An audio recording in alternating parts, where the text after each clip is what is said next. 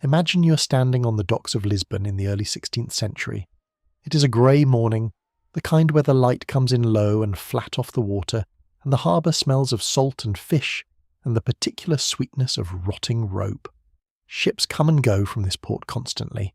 It is one of the busiest in the known world, the gateway through which the wealth of Africa, India, and eventually the Americas will pass on its way into European hands. You know the ships that belong here. You know their shapes on the horizon, the cut of their sails, the way they sit in the water when they are laden with cargo. And then you see one you do not recognise. It comes in slowly, too slowly, without the controlled energy of an experienced crew working in concert. It drifts more than it sails. The sails are set wrong, or rather they are set by people who are doing their best but who are not well, not fully in command of themselves or the vessel. As it draws closer to the dock, the silence from the deck becomes the loudest thing in the harbour. There are no shouts of greeting, no preparations for landing, none of the organised choreography that normally marks a ship's return to port.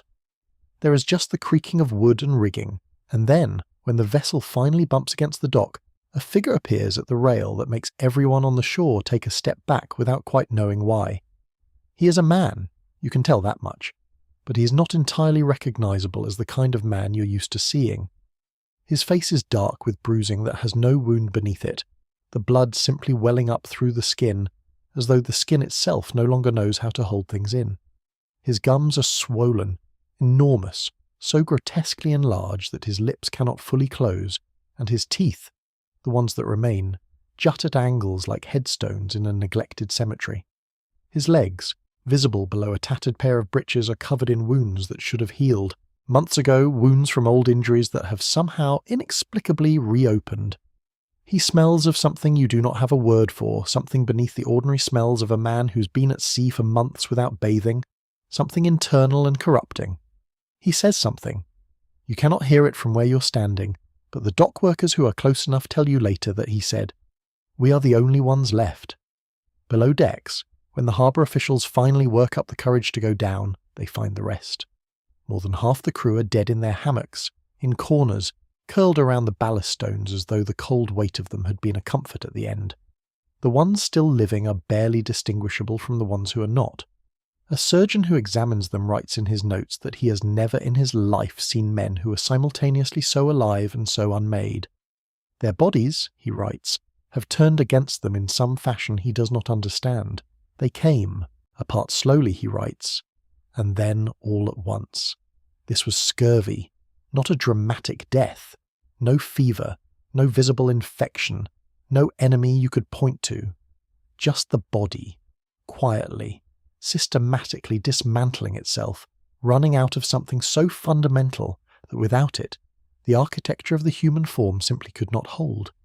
And this ship, this ghost ship with its cargo of the dying and the dead, was not an anomaly.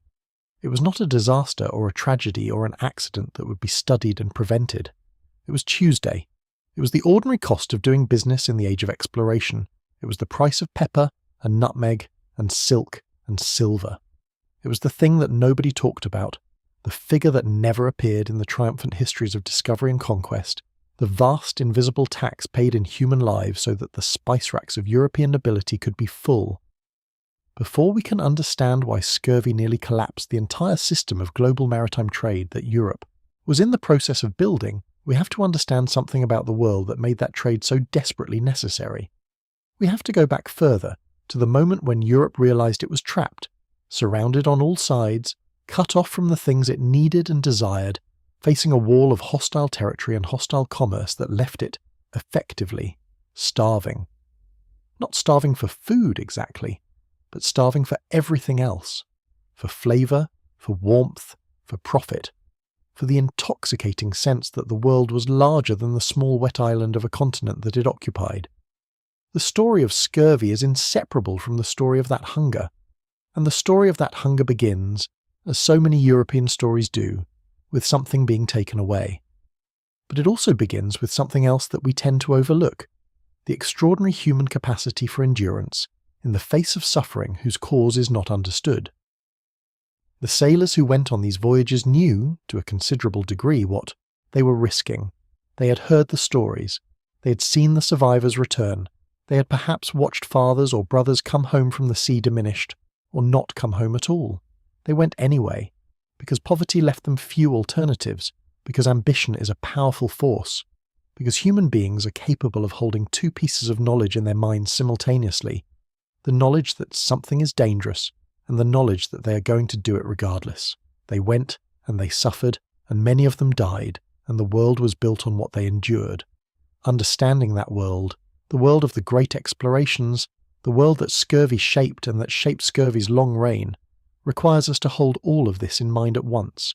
The grandeur and the misery, the achievement and the cost, the knowledge that was available and the knowledge that was ignored, the men whose names appear in the triumphant chronicles and the men whose names appear only in the casualty records, if they appear anywhere at all. It requires us to look at the age of exploration not only as the story of what was discovered, but also as the story of what was spent, what was sacrificed, what was lost, what was used up and discarded in the service of a world that is still, in so many ways, the world we live in now. In the year 1453, the Ottoman Empire under Sultan Mehmed II took Constantinople. This is one of those facts that appears in every world history textbook, usually in a single sentence, usually as a prelude to something else, as though it were merely a footnote or a transition. But the fall of Constantinople was not a footnote. It was, for the European world, a catastrophe of the first order, and its consequences radiated outward for generations in ways that even now we are still tracing. Constantinople was the hinge of the world. It sat at the meeting point of Europe and Asia, and through it passed everything that Europe desired but could not produce for itself: silk from China, spices from Southeast Asia and India, precious stones from the subcontinent, medicines and dyes and perfumes from the Arab world. The city was the great clearinghouse of luxury goods, the place where the caravan routes from the east terminated, and where the trade goods were sorted and redistributed to the merchants of Venice, Genoa, and the other trading cities of the Mediterranean. For centuries, this arrangement had worked because both sides wanted it to work. The Byzantines took their cut, the Arab and Turkish merchants took their cut, and what was left still represented an extraordinary profit for the Europeans, who carried the goods north and west into France, England, Germany, and Flanders. When Mehmed took the city, that arrangement ended. Or rather, it continued, but at a price that the Ottoman Sultanate set, and the European merchants had no choice but to pay. Taxes on goods passing through Ottoman territory rose to levels that made the trade barely profitable, and in some years not profitable at all.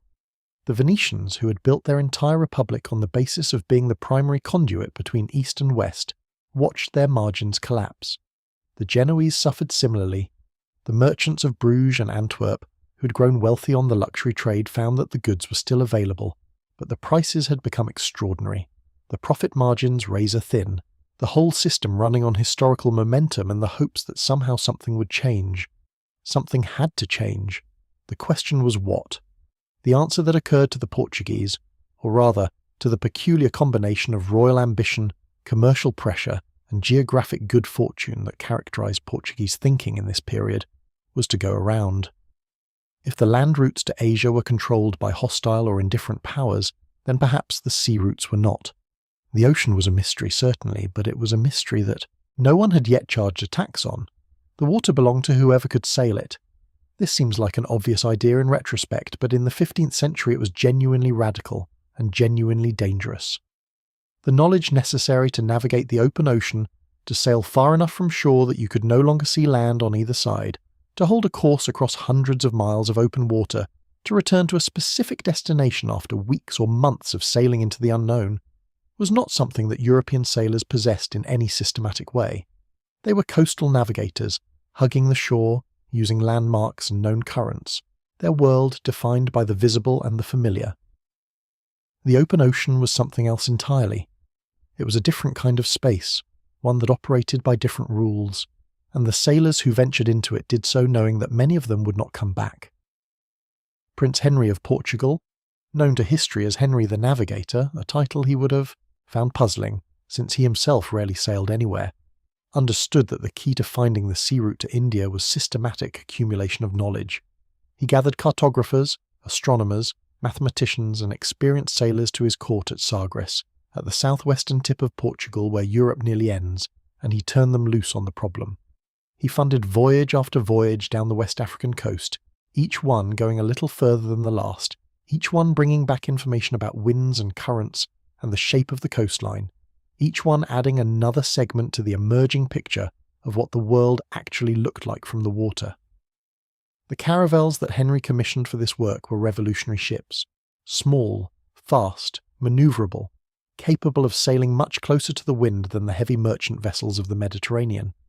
They were designed for exactly this kind of exploratory work, able to get into shallow waters, to turn quickly, to make their way back against a headwind if necessary. Portuguese shipbuilders refined them over decades, responding to the specific challenges their sailors encountered, producing a vessel that was not particularly comfortable, not particularly large, but extraordinarily capable. What nobody thought to design was the food. The food remained what it had always been on ships: dried biscuit, salt meat, dried fish, olive oil, vinegar, dried peas and beans. These provisions were calculated to last. They would not rot at sea, would not produce the kind of catastrophic food poisoning that fresh provisions would. They were dense in calories, manageable in bulk, and they worked, in the sense that they kept sailors alive. They kept sailors alive, that is, for a few months. And the voyages that Henry had in mind were going to be very much longer than a few months.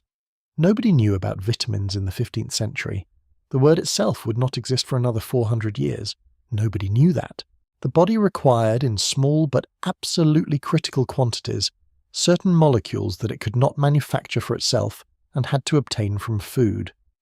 Nobody knew that one of these molecules, we now call it ascorbic acid, vitamin C, was present in abundance in fresh fruits and vegetables, and almost entirely absent from the preserved provisions that sailors carried to sea. Nobody knew, therefore, that designing a ship for a voyage of 6 months to a year without any provision for fresh food was the equivalent of designing a beautiful engine without putting oil in it. It would run, for a while, and then it would not. The first Portuguese sailors to venture far down the African coast began to notice something wrong within a few months of departure. Sores appeared on their gums, their teeth loosened, old injuries, long healed, began to open. They felt weak, then weaker, then barely able to stand. Some of them died. The ones who lived and made it back to Portugal were unable to explain what had happened. They reported the symptoms, but the doctors who examined them had no framework in which to understand what they were seeing. A general debility, they wrote, a maritime sickness, the sea fever, the disease of long voyages. They gave it eventually a name, scurvy, from the Dutch Scherpwick, which means something like broken belly, a name that captured the visual reality of the disease without explaining anything about its cause. And with a name, it became, perversely, more manageable, not treatable, not understood, but named, filed, placed in the category of things that happen to sailors, like drowning and storms and piracy, an occupational hazard, the cost of going to sea.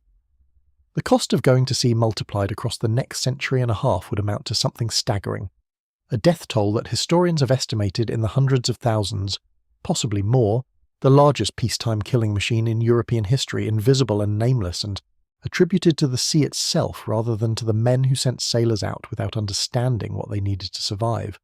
This is the context in which Vasco da Gama sailed for India in 1497. He was not a man who was comfortable with uncertainty. He was precise, methodical, controlling, the kind of captain who inspected the ropes himself and kept careful accounts and expected things to proceed according to plan. He had 4 ships, 170 men, and a set of instructions from the Portuguese crown that amounted to find India, make contact, come back with a trade agreement. He had charts that were good for the African coast and useless after a certain point. He had the accumulated knowledge of decades of Portuguese exploration down that coast, and he had provisions that, by the standards of the time, were extraordinarily generous. Enough, it was calculated, for 3 years. What he did not have was vitamin C. Vasco da Gama left the Tagus River on July 8, 1497, and the people of Lisbon came to the shore to watch. There is something profoundly moving about those accounts.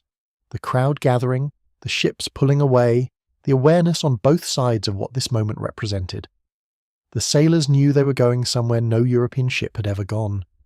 Many of them knew, or suspected, that they would not return. Da Gama himself had reportedly spent the night before departure in prayer at a chapel in Restilo, and the poet Luis de Camões, writing about the departure decades later in his epic Os Lusíadas, imagined an old man watching from the shore and weeping, not for the sailors, but for the world, for the folly and the ambition and the terrible cost that this kind of thing always extracted. The first weeks were familiar enough. The Portuguese coast fell away behind them, then the Canary Islands, then the Cape Verde Islands, where they stopped to take on water and fresh provisions. The fresh food, fruits, vegetables, meat that was not, salted or dried, was particularly valuable, and the sailors ate it with the appetite of men who had been at sea for weeks, and who knew they would not see fresh food again for a long time. This stop was the last time, for most of them, that they would eat something that contained adequate vitamin C. They did not know this. They ate their oranges and their green vegetables and their fresh meat, and then they weighed anchor and turned south, and the Atlantic opened up before them. Da Gama made a famous decision shortly after leaving the Cape Verde Islands. Instead of following the African coast south, as previous Portuguese explorers had done, he swung far out into the Atlantic, taking a wide arc that would bring him around the Cape of Good Hope from the west. This was sound seamanship. It avoided the dangerous calms and contrary winds of the Gulf of Guinea, but it meant 3 months at sea with no landfall, no fresh food, no way to supplement the declining vitamin C reserves in his crew's bodies. 3 months of biscuit and salt meat and dried fish. 3 months of the body slowly depleting its stores of the one molecule it could not make for itself. The first signs appeared, as they always did, around the 2-month mark. The ship's surgeon, Da Gama had brought a surgeon, which was itself a sign of how serious this expedition was taken, began receiving sailors who complained of swollen tender gums.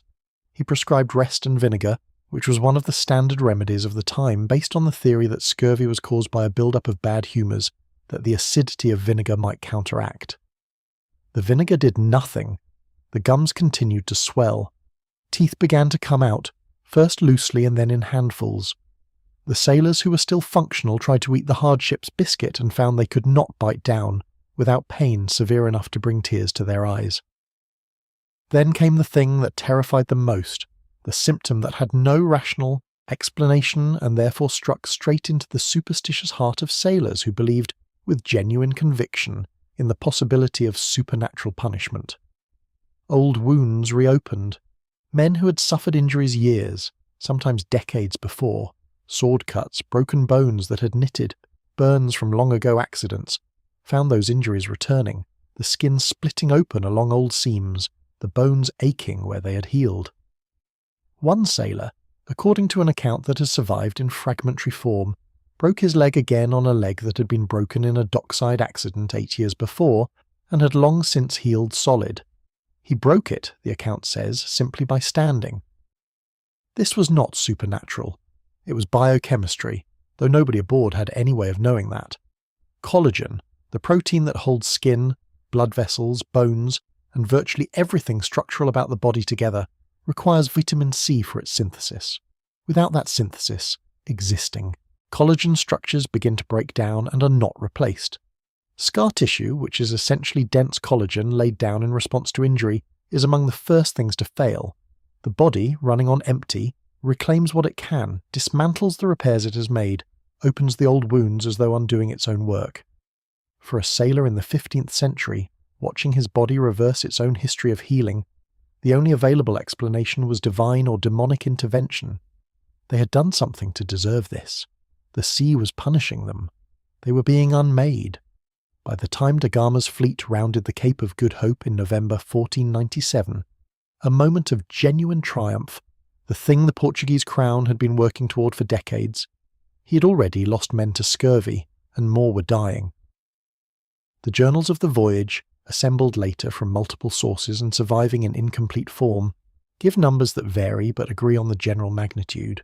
Between 1/4 and 1/3 of the crew were dead or incapacitated before the fleet reached the East African coast.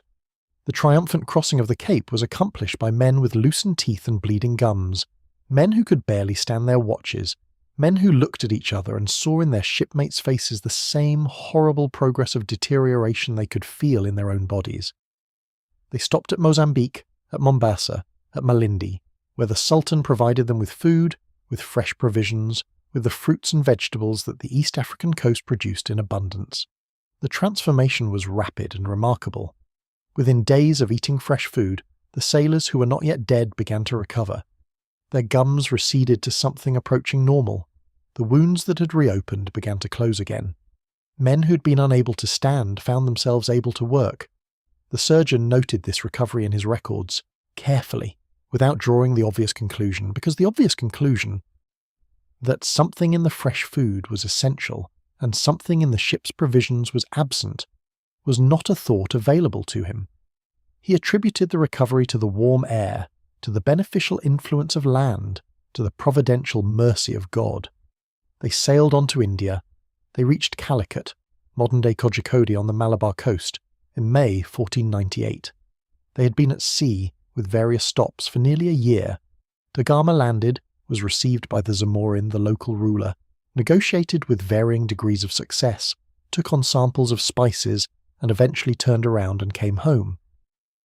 The return voyage was worse than the outward one, because the monsoon winds that had helped them east now opposed them west, and they spent nearly 3 months beating back across the Indian Ocean against contrary winds, with the familiar horror of scurvy reasserting itself with each week at sea. More men died. The fleet that had left Lisbon with 170 men returned with 55. 55 survivors from 170, a mortality rate of 67%. By any measure of warfare, disaster, or epidemic, this is catastrophic. And yet, in the context of what it achieved, the first sea route from Europe to India, the promise of a direct trading connection that would bypass the Ottoman-controlled land routes and allow Portugal to access the spice trade at its source, the Crown considered it a success. The survivors received their pay, some received honours, Da Gama was made a count and eventually a viceroy. Portugal began immediately preparing a follow-up expedition, larger and better supplied, to press the advantage. Nobody systematically addressed the fact that 2/3 of the crew had died. It was noted, certainly. You cannot lose that many men without it being noted. But it was noted in the way that you note the weather, or the tides, as something that happens at sea, as a cost of doing business rather than a problem to be solved. The cost was expressed in human lives rather than ducats, and human lives were in that era of European thinking a commodity whose price was not set by any market, but by the will of God and the ambition of kings. Pedro Alvarez Cabral's follow-up voyage in 1500 was larger, 13 ships, 1,200 men, and it too was devastated by scurvy, this time on the outward voyage during an extended period in the South Atlantic. By the time Cabral reached India, he had already lost several ships, partly to storms but partly to the progressive incapacitation of crews who could barely sail their vessels. He lost more men on the return. The follow-up to the follow-up, Vasco da Gama's second voyage in 1502, was organised on a more military footing. It was in part a punitive expedition, as well as a trading mission, and it again lost men to scurvy in numbers that would have been considered devastating in any other context. The Portuguese were learning things about the route. To India, about the winds and currents and the geography of the Indian Ocean, about the politics and commerce of the Malabar coast. What they were not learning, or rather what they were unable to translate into action, was how to keep their sailors alive. The knowledge existed somewhere, but it existed in fragments, in individual observations that nobody had assembled into a coherent understanding, in the reports of surgeons who wrote careful notes and filed them away, and watched the next ship leave for India with the same insufficient provisions. In the warehouses of Lisbon, meanwhile, the spices were arriving, pepper and cloves and cinnamon and nutmeg and ginger, in quantities that the overland trade had never been able to provide. The prices in Lisbon were less than a quarter of what the same goods cost in Venice. The Portuguese crown was growing extraordinarily wealthy, and Portugal, a small, resource-poor country at the edge of Europe, was becoming briefly the centre of the world. The wealth was real, the route was real, the system was working, and underneath all of it, invisible in the triumphant accounts, were the dead, the hundreds, then thousands, then tens of thousands of sailors who had died in their hammocks, with swollen gums and reopened wounds, whose names appear in no triumphant chronicles, whose contribution to the age of exploration was the provision of their bodies as the price of admission. to understand why scurvy was so terrifying to the sailors who experienced it, and so baffling to the doctors who tried to treat it.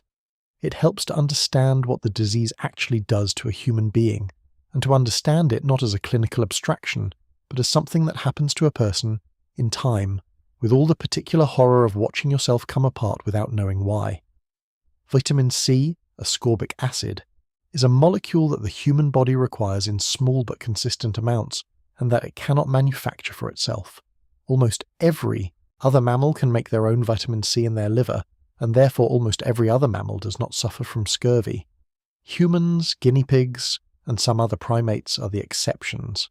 Somewhere in our evolutionary history, the gene that encoded the enzyme needed to produce vitamin C broke, became non-functional, and the break persisted because in the environments our ancestors inhabited, food was varied enough that the dietary supply of the molecule was always adequate.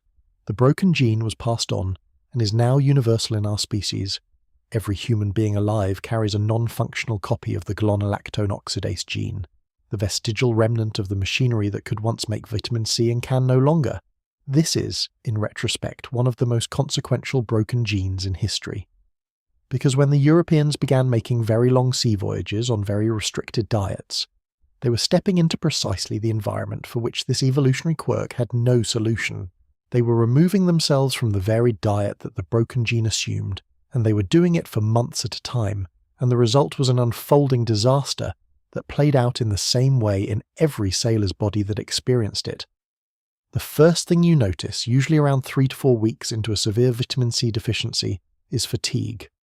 Not the ordinary fatigue of a hard work and poor sleep.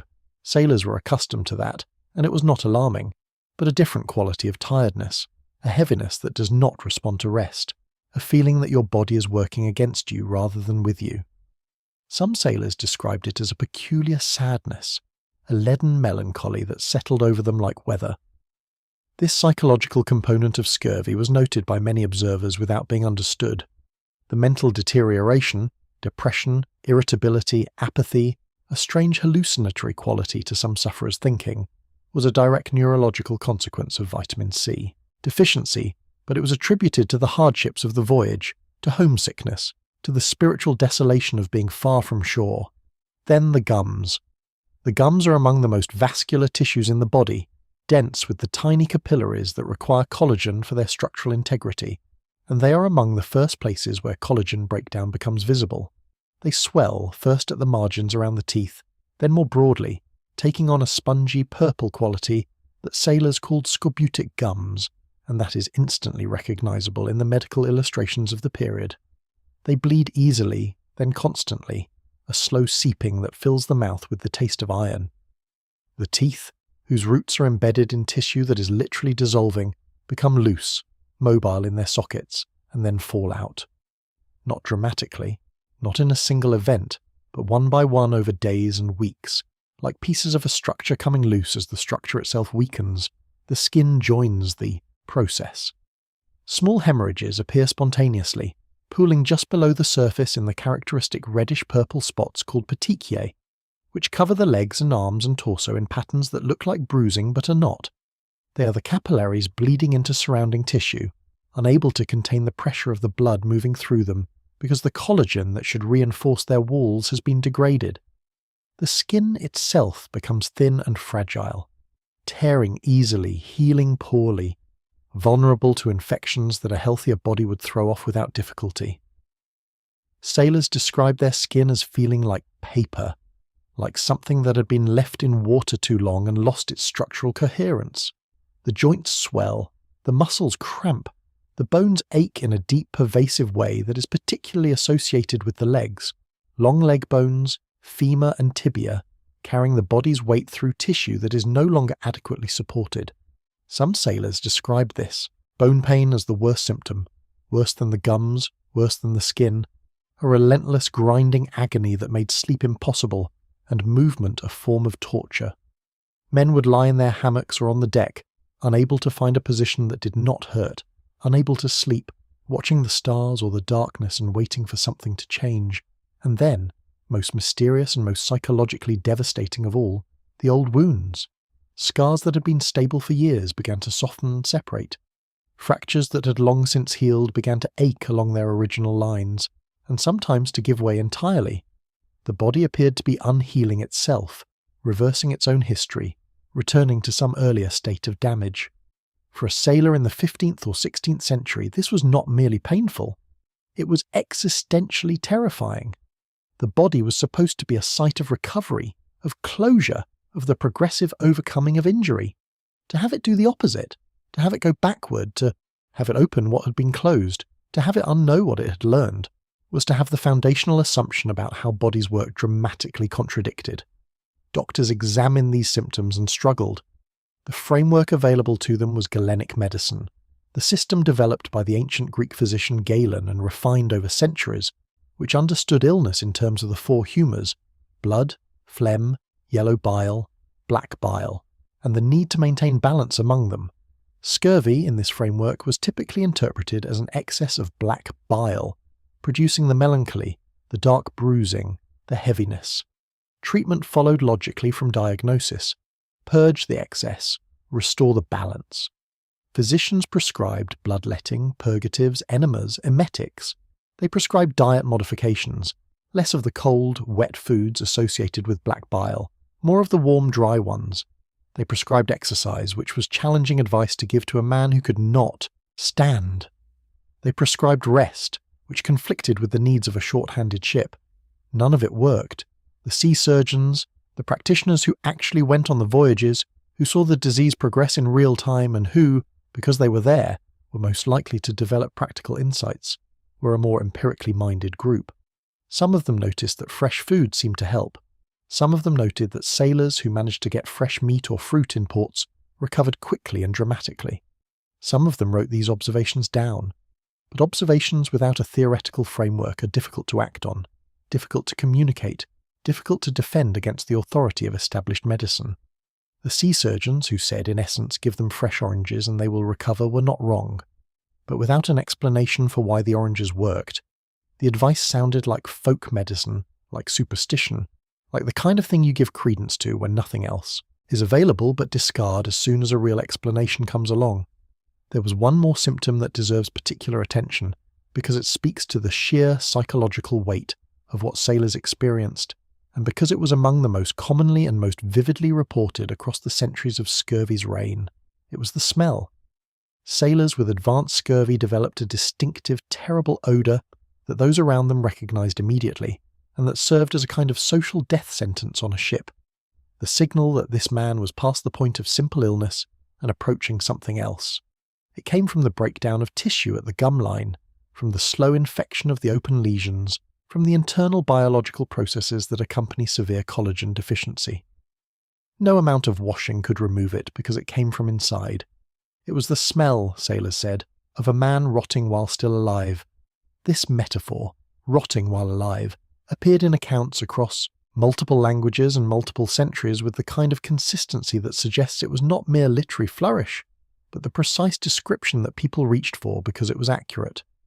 The body was not simply sick. It was in the process of a slow dissolution, the structural materials of which a person was made quietly dissolving into something other than what they had been. Men who could still think clearly could feel this happening, could map the progress of their own deterioration from day to day, could compare the man they had been when they left port with the thing they were becoming, and the awareness of that comparison was its own specific horror.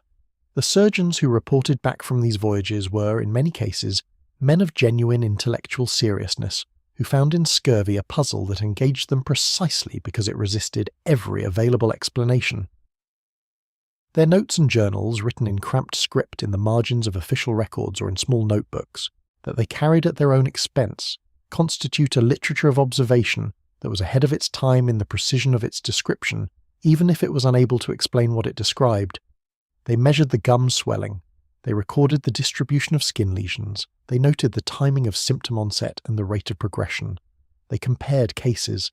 They speculated, sometimes wildly wrong, about cause and mechanism, and they accumulated over generations a body of clinical description that would eventually become the foundation on which the real understanding of the disease was built, once someone had the biochemical tools to understand what all the description meant.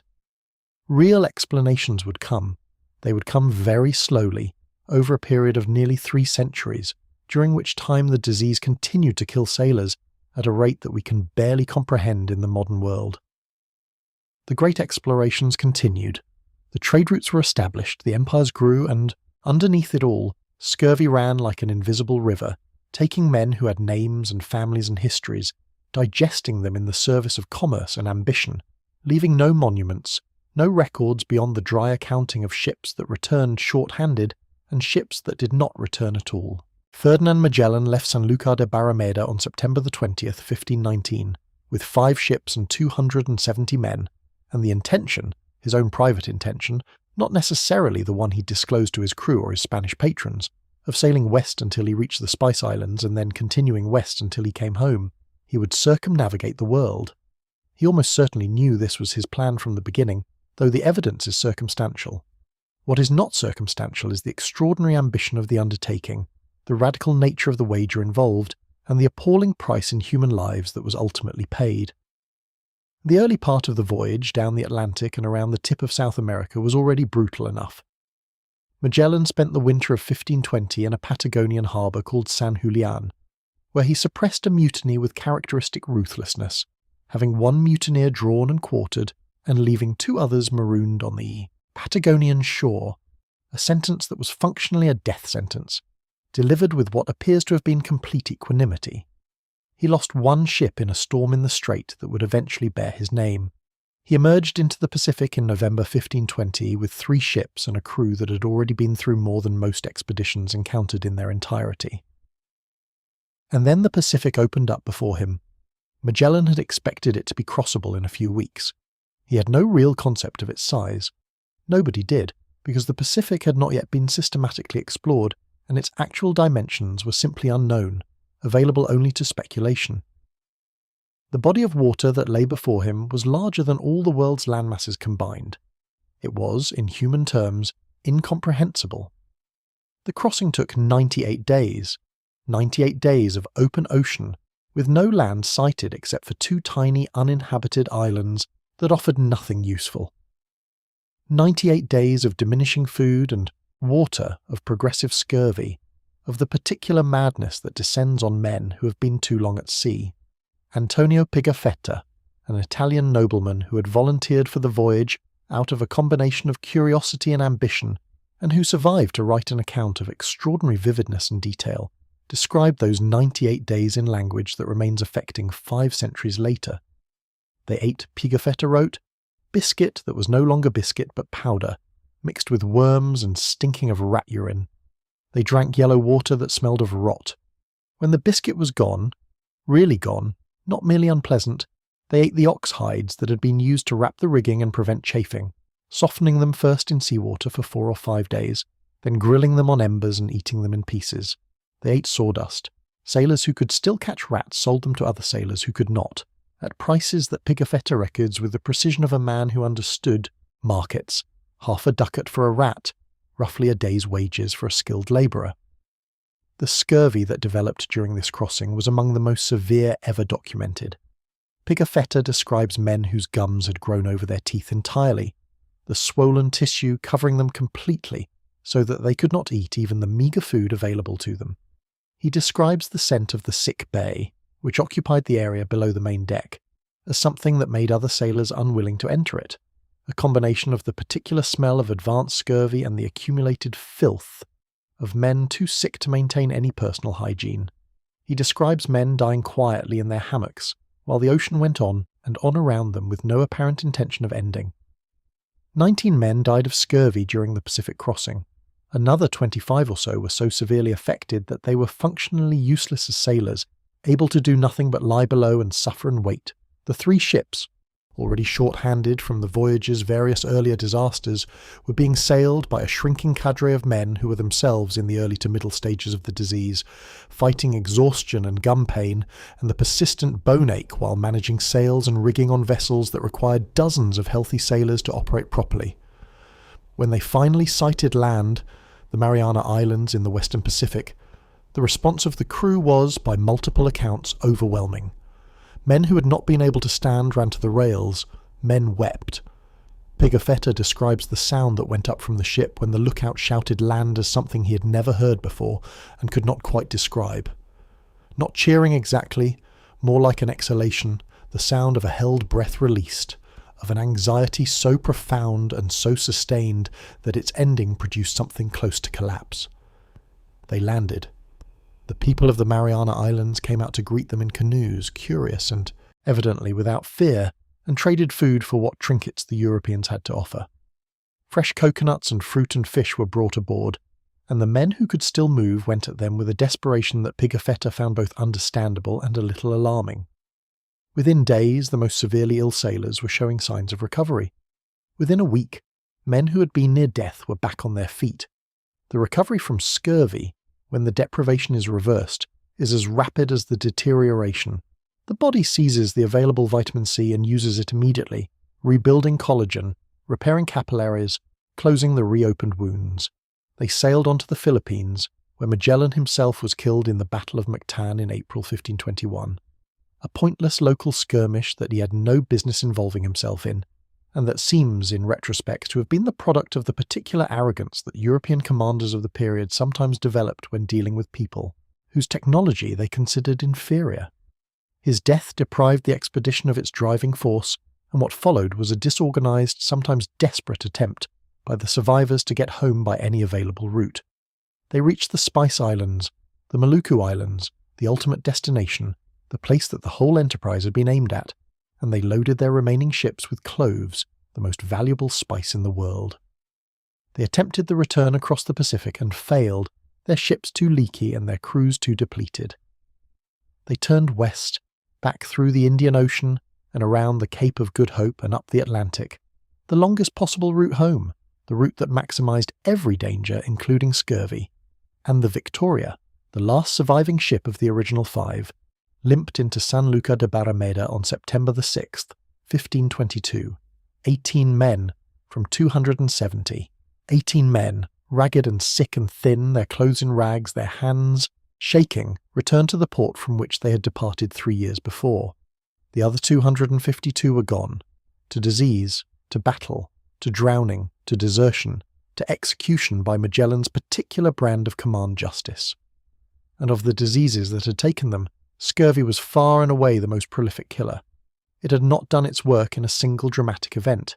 It had done it slowly, over months, on 3 separate ocean crossings, each one long enough to deplete whatever stores of vitamin C the crew had accumulated in port, and then to take them further into the territory where the body begins to dismantle itself. The 18 survivors were received with something between awe and sympathy. Juan Sebastián Elcano, the Basque navigator who had completed the command after Magellan's death, received a coat of arms from the Spanish crown with the motto Primus circumdedisti mei, you were first to encircle me, and a pension. The cargo of cloves in the Victoria's hold was worth, after the various deductions and fees and the cost of the expedition itself, a modest profit. The Spanish crown announced the success of the circumnavigation. The world had been proven round. The Spice Islands were accessible by the western route. History had been made. The 252 dead were not mentioned in the announcement. The news of the circumnavigation spread through Europe with the speed that news travelled in the early 16th century, which is to say, within a few years it was known in every court and counting house and cartographic workshop on the continent. The reaction, as we might expect, was complex. There was genuine awe at the achievement, genuine intellectual excitement at the implication that the world had been sailed around, and was therefore the size and shape that the theorists had argued. There was commercial excitement.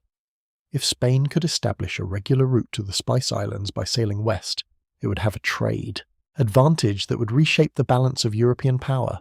And there was, in the merchant houses and admiralty offices and ship owners' guilds of Europe, a quieter and more pragmatic response. If you wanted to make that route work commercially, if you wanted to send ships to the Spice Islands by the western route on a regular basis and bring them back again, you were going to need a solution to the problem that had killed 5 of every 6 men on the Magellan-Elcano voyage.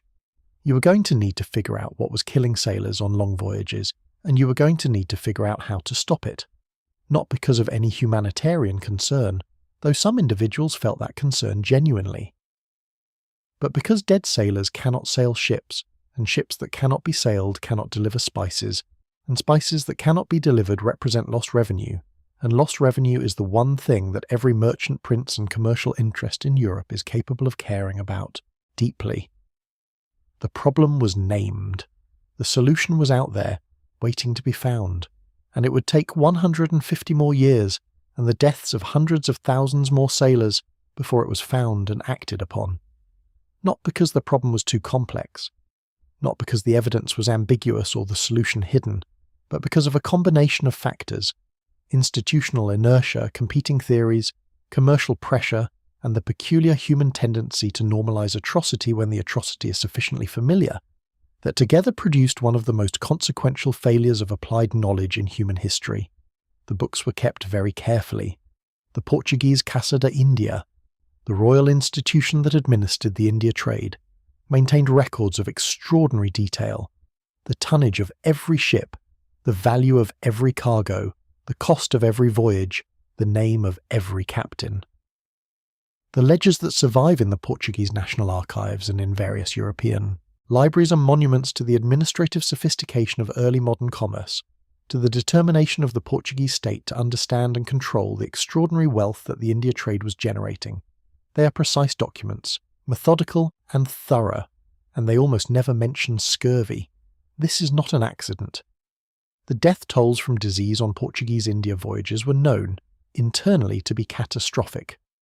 The Casa de India's administrators could calculate, and did calculate, though in ways that were never made public, that a voyage to India and back could be expected to lose between 40 and 60% of its crew to disease, primarily scurvy.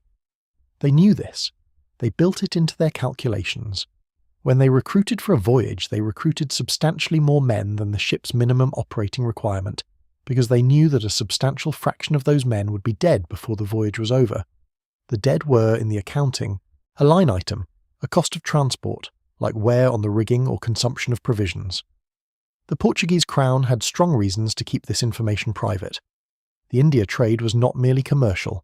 It was the foundation of Portuguese imperial ambition, the source of the wealth that had turned a small, peripheral country into a world power, the justification for the enormous investment in ships and sailors and colonial infrastructure that Portugal had been making for decades. To acknowledge that this system was sustained by a casualty rate that would have been considered unacceptable in any military campaign was to acknowledge something that undermined the entire narrative of Portuguese achievement, the narrative of brave sailors and wise kings and providential blessing, and the march of Christian civilization into heathen lands. The narrative required the sailors to be heroes. Heroes do not die of vitamin deficiencies, curled in hammocks, in their own filth, their teeth falling out. The Spanish had similar institutional reasons for silence.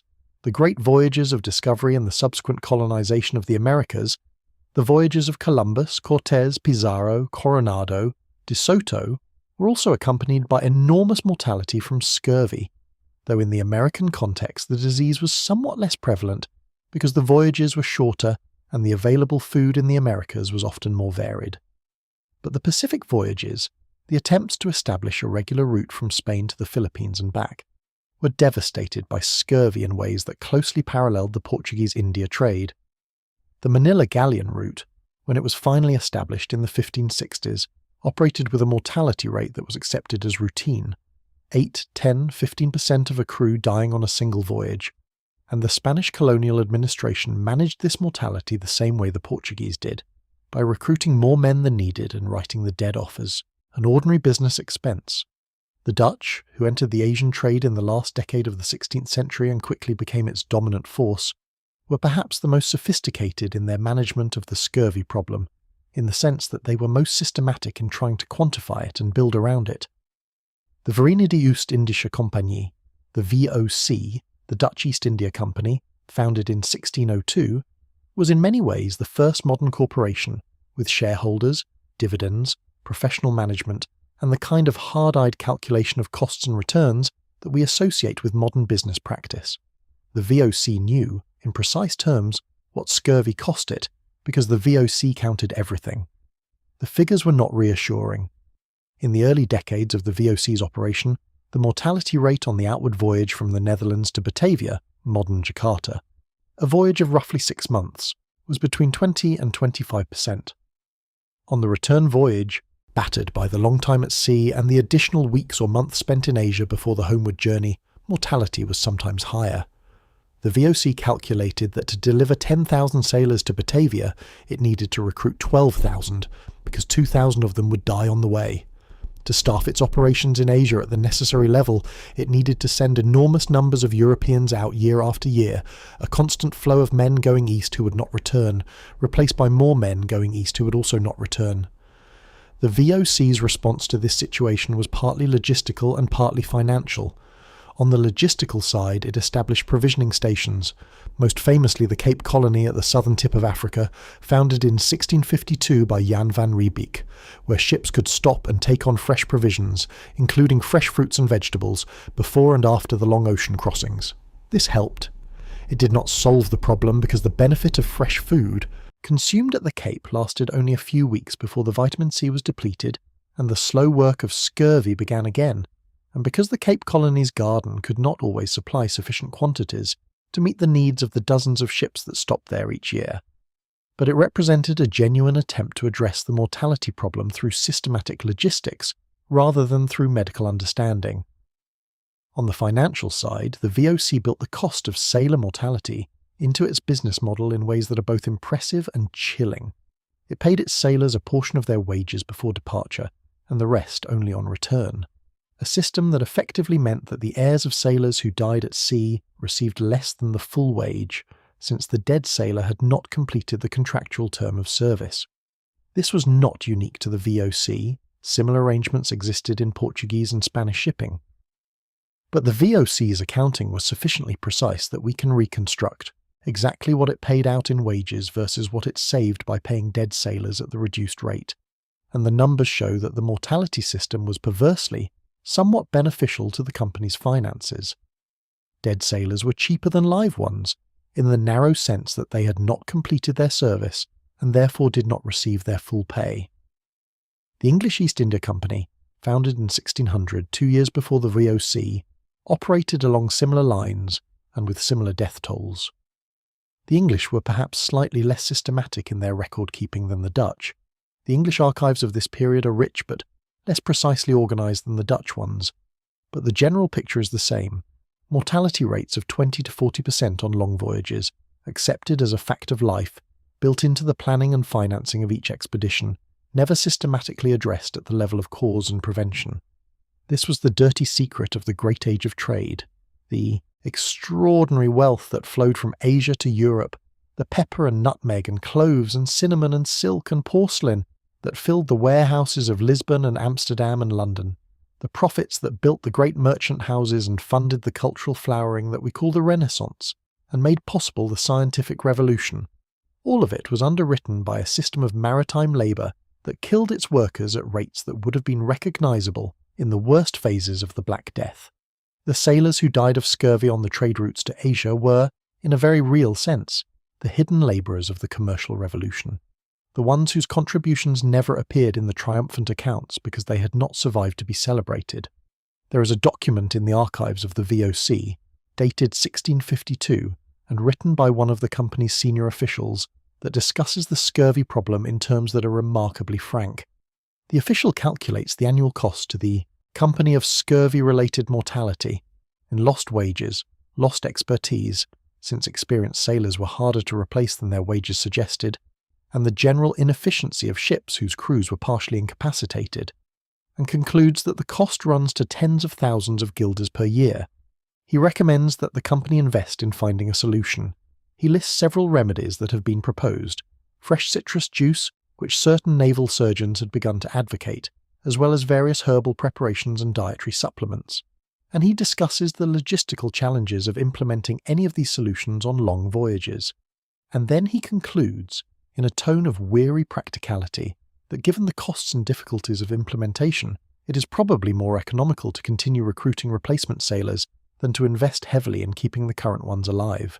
This conclusion, this explicit calculation that sailors' lives were less valuable than the cost of the solution that would preserve them, was perhaps the most honest statement anyone in the age of exploration ever made about the actual economics of the trade that was remaking the world.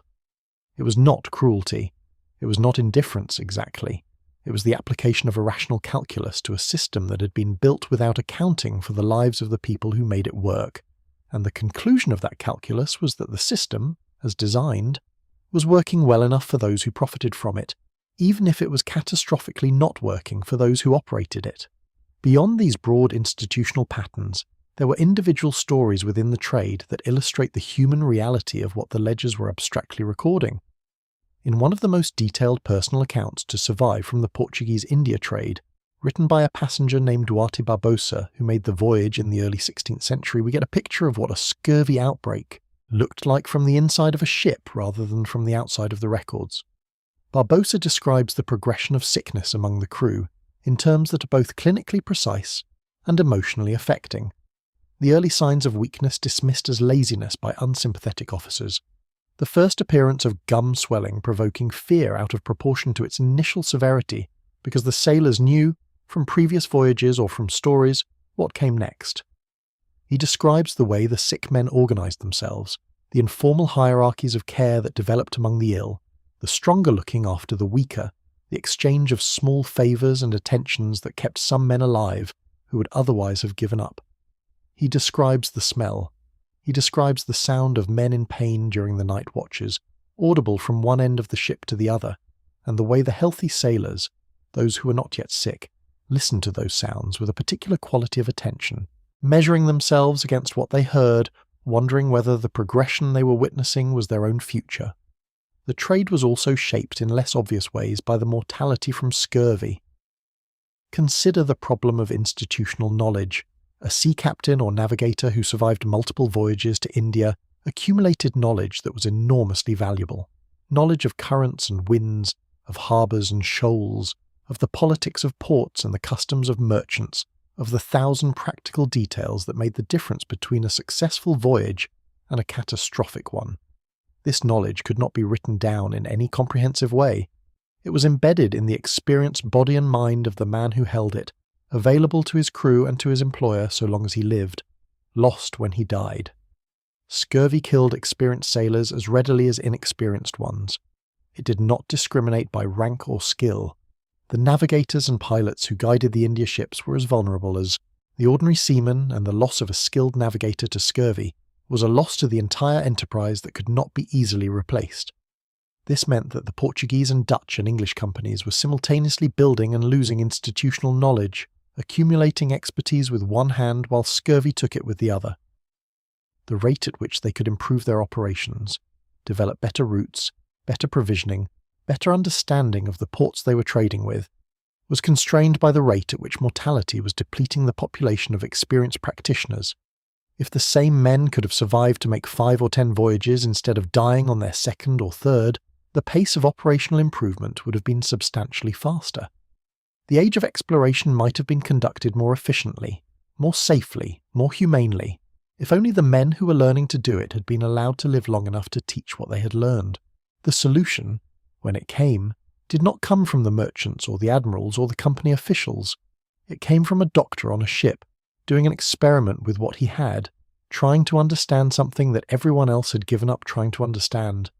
The history of attempted cures for scurvy is a history of intelligent, well-meaning people being completely wrong in ways that are instructive about how medical knowledge develops, and about the particular difficulty of identifying the cause of a disease defined by the absence of something rather than the presence of something harmful. The most persistent theory, running from the beginning of the age of exploration all the way into the 18th century, was that scurvy was caused by contamination, by some noxious substance in the air, the water, or the provisions that poisoned sailors during long voyages. This was not an unreasonable idea given what people knew about disease. The dominant model of epidemic illness was miasma. The idea that disease spread through corrupt or poisonous air, typically associated with damp, rot, and moral disorder. The conditions aboard a long voyage sailing ship perfectly embodied miasmatic conditions: confined spaces, poor ventilation, rotting provisions, unwashed bodies, moral disorder in ample supply. That scurvy should be a miasmatic disease, caused by the poisonous atmosphere of the ship itself, was a theory that fit the available evidence and fit the prevailing intellectual framework. The treatment implications of the miasmatic theory were perfectly logical given the theory: purify the air, clean the ship, isolate the sick, expose the sailors to fresh air whenever possible. These measures had some benefit, in the sense that better ventilation and cleaner ships were healthier environments in general, but they did nothing for scurvy, because scurvy was not caused by bad air. It was caused by the absence of good food. The treatments failed, but the theory survived because a failed treatment in the pre-scientific era did not necessarily refute the theory behind it. There were always alternative explanations for why the treatment had not worked in a particular case, and the theory itself was simply too well embedded in the intellectual framework of the time to be dislodged by empirical failure. There were other theories. Some physicians attributed scurvy to excess acidity in the blood, a theory that had the advantage of explaining the bleeding gums, acid corroding the tissue, and the skin lesions, acid erupting through the skin. The treatment for acid excess was alkalis, and the treatment of choice was various alkaline preparations: sal ammoniac, oil of vitriol, sulfuric acid, which is itself highly acidic, a fact that the practitioners of this theory somehow failed to notice, and various mineral waters. These treatments were definitively useless for scurvy and sometimes actively harmful, but the acid blood theory persisted, because it was internally consistent and because the physicians who advocated it were generally not on ships themselves and therefore not in a position to observe their treatments failing in real time. The most damaging false cure, in terms of the number of sailors who suffered because of its adoption as standard practice, was wort of malt, essentially a preparation of germinated barley. Wort of malt was advocated by David McBride, a respected Irish physician, in a 1764 publication that was widely read and widely influential. McBride argued that scurvy was caused by a deficiency of fixed air, what we would now call carbon dioxide, in the blood, and that wort of malt, which was produced by fermentation and therefore contained carbon dioxide, would restore the deficiency and cure the disease. His theoretical framework was wrong in every detail. Scurvy is not caused by a deficiency of carbon dioxide, and wort of malt is almost entirely devoid of vitamin C. But his writing was persuasive, his logic was internally consistent given his premises, and he was, again, a respected physician with institutional authority. The British Royal Navy adopted wort of malt as the standard anti-scurvy provision in the 1760s. This decision had consequences that extended across decades and across the lives of many thousands of sailors. Ships going on long voyages were supplied with casks of wort, bulky, heavy, prone to spoilage, and useless for the purpose for which they were intended. Sailors consumed it and developed scurvy. The naval surgeons who reported that the wort was not working were generally told that they were preparing it incorrectly, or giving insufficient quantities, or that the sailor's condition reflected other factors. The institutional commitment to wort was strong enough that contradictory evidence was repeatedly discounted. And all the while, the actual solution was present in the medical literature, documented with increasing clarity by practitioners who had seen it work and had written down what they observed. The surgeon Richard Woodall, writing in 1617, noted that lemon juice was effective against scurvy and recommended that ships carry it.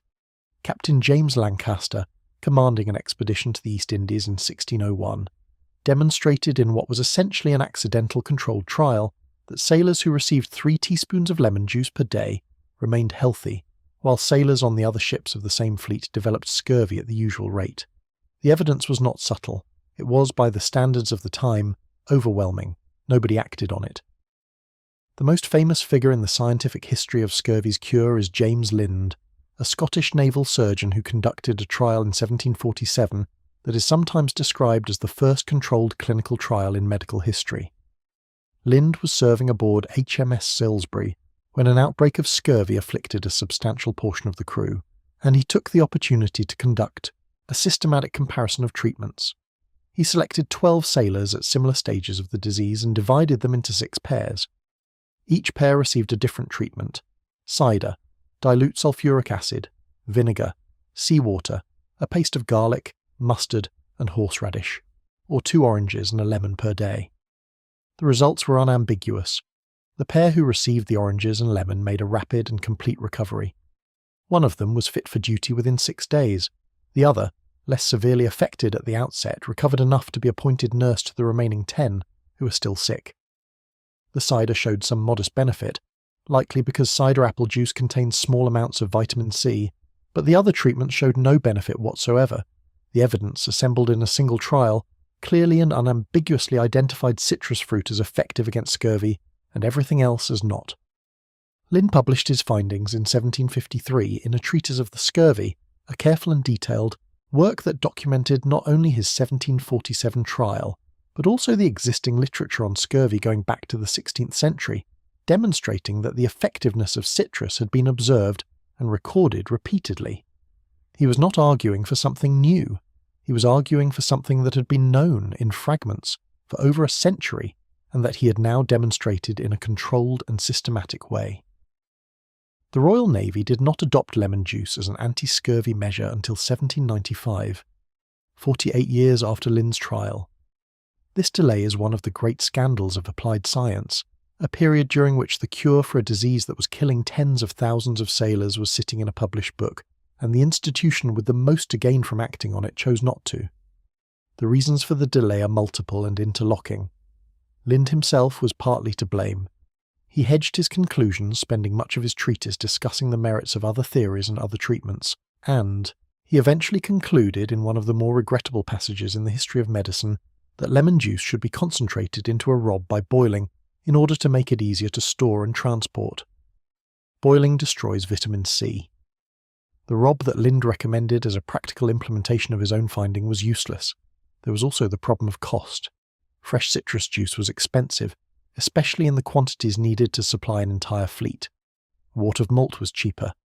The Navy was a large institution with strong financial incentives to use the cheaper solution, and strong institutional resistance to changing established practice. There were senior naval surgeons who had made their careers partly on the basis of advocating other treatments, and who had obvious reasons to resist a finding that would make them look wrong. There was the general tendency of large institutions to require not just a single compelling study, but a mountain of evidence before changing practice. Tendency that is sometimes wise and sometimes catastrophically costly. The sailors who died in those 48 years are a kind of shadow population in the history of medicine. People who died of a disease whose cure was known, whose lives could have been saved by a relatively simple and inexpensive intervention, who were killed not by ignorance but by institutional inertia. Estimating their numbers is difficult, but historians of naval medicine have suggested that tens of thousands of British sailors alone died of scurvy in the period between Lynn's trial and the adoption of lemon juice. Across all European navies, the figure is much larger. The adoption of lemon juice in 1795 was followed immediately by the effective elimination of scurvy from the British fleet. The change was not gradual. It was essentially instantaneous. Within a few years of the policy's implementation, scurvy had gone from the most common cause of death in the Navy to a rarity. The contrast was so dramatic that it should have been a lesson in the importance of taking preventive medicine seriously, a lesson that would reverberate through subsequent history. It was noted, it was celebrated even, and then, in a pattern that will be grimly familiar to anyone who follows the history of public health, it was gradually forgotten, the lesson having to be learned again, in different contexts at different costs. There is a moment in the history of scurvy that deserves to be more famous than it is, a moment that encapsulates with painful precision the relationship between European colonial ambition and the indigenous knowledge it encountered, dismissed, ignored, and only much later was forced to rediscover on its own terms.